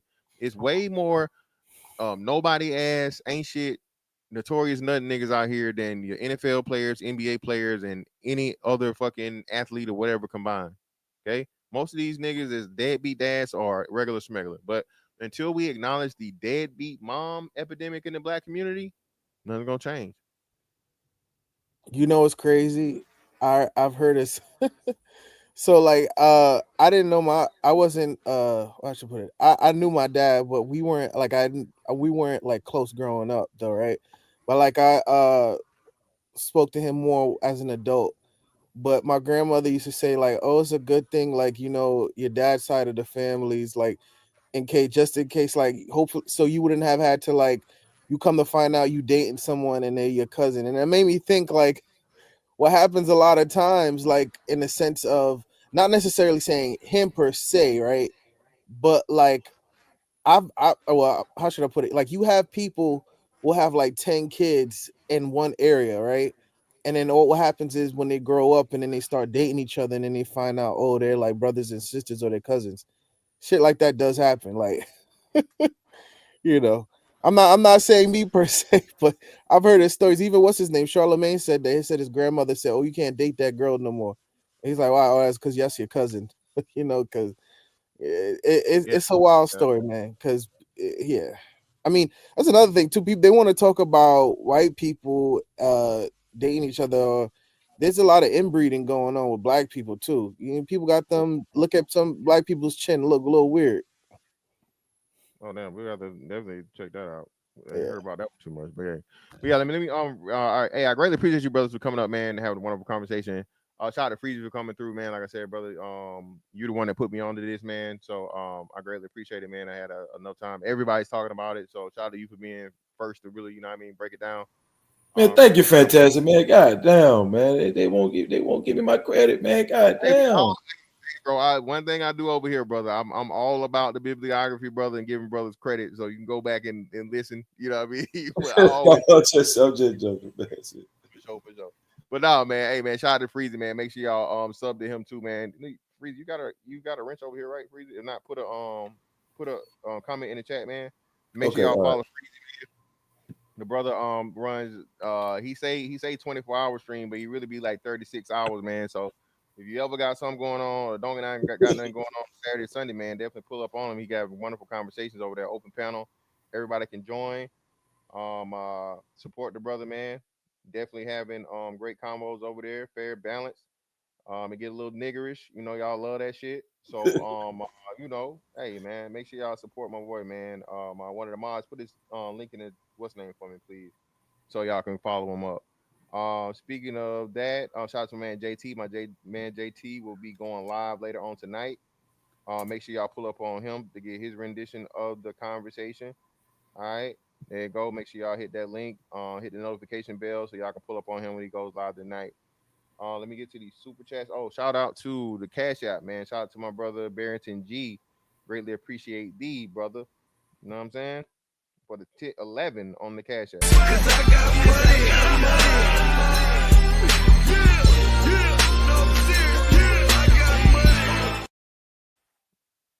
Appreciate your brother. Shout out to my man Carlos Coleman for the 5. Greatly appreciate your brother.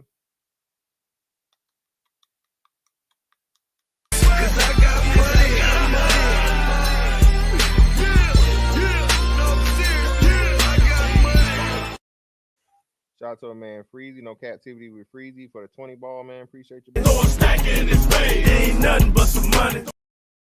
So salute to my dog, Miss Fantastic. Hey man, salute to you, brother. Always. Shout out to Creek. Come on, god damn, Creek.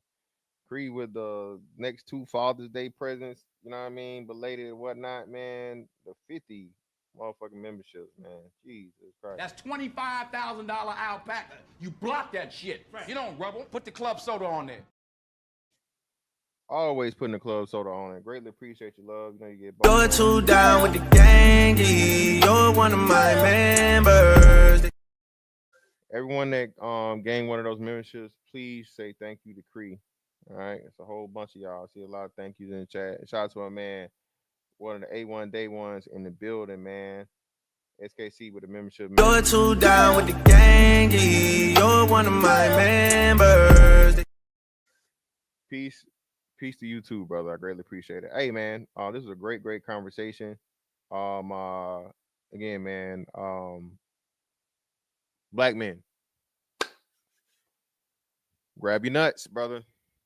All right, gotta start speaking up because until we do that shit, ain't nothing gonna change. I got the redirect sent to Hamp, man. So if you guys got time, you go stay on this thing or whatever. Follow the link over to Hamps. Let them know I sent you. And Miss Fantastic 824 on all social media platforms. That's that on that one. Catch you on the next one, man. Holla. Yeah.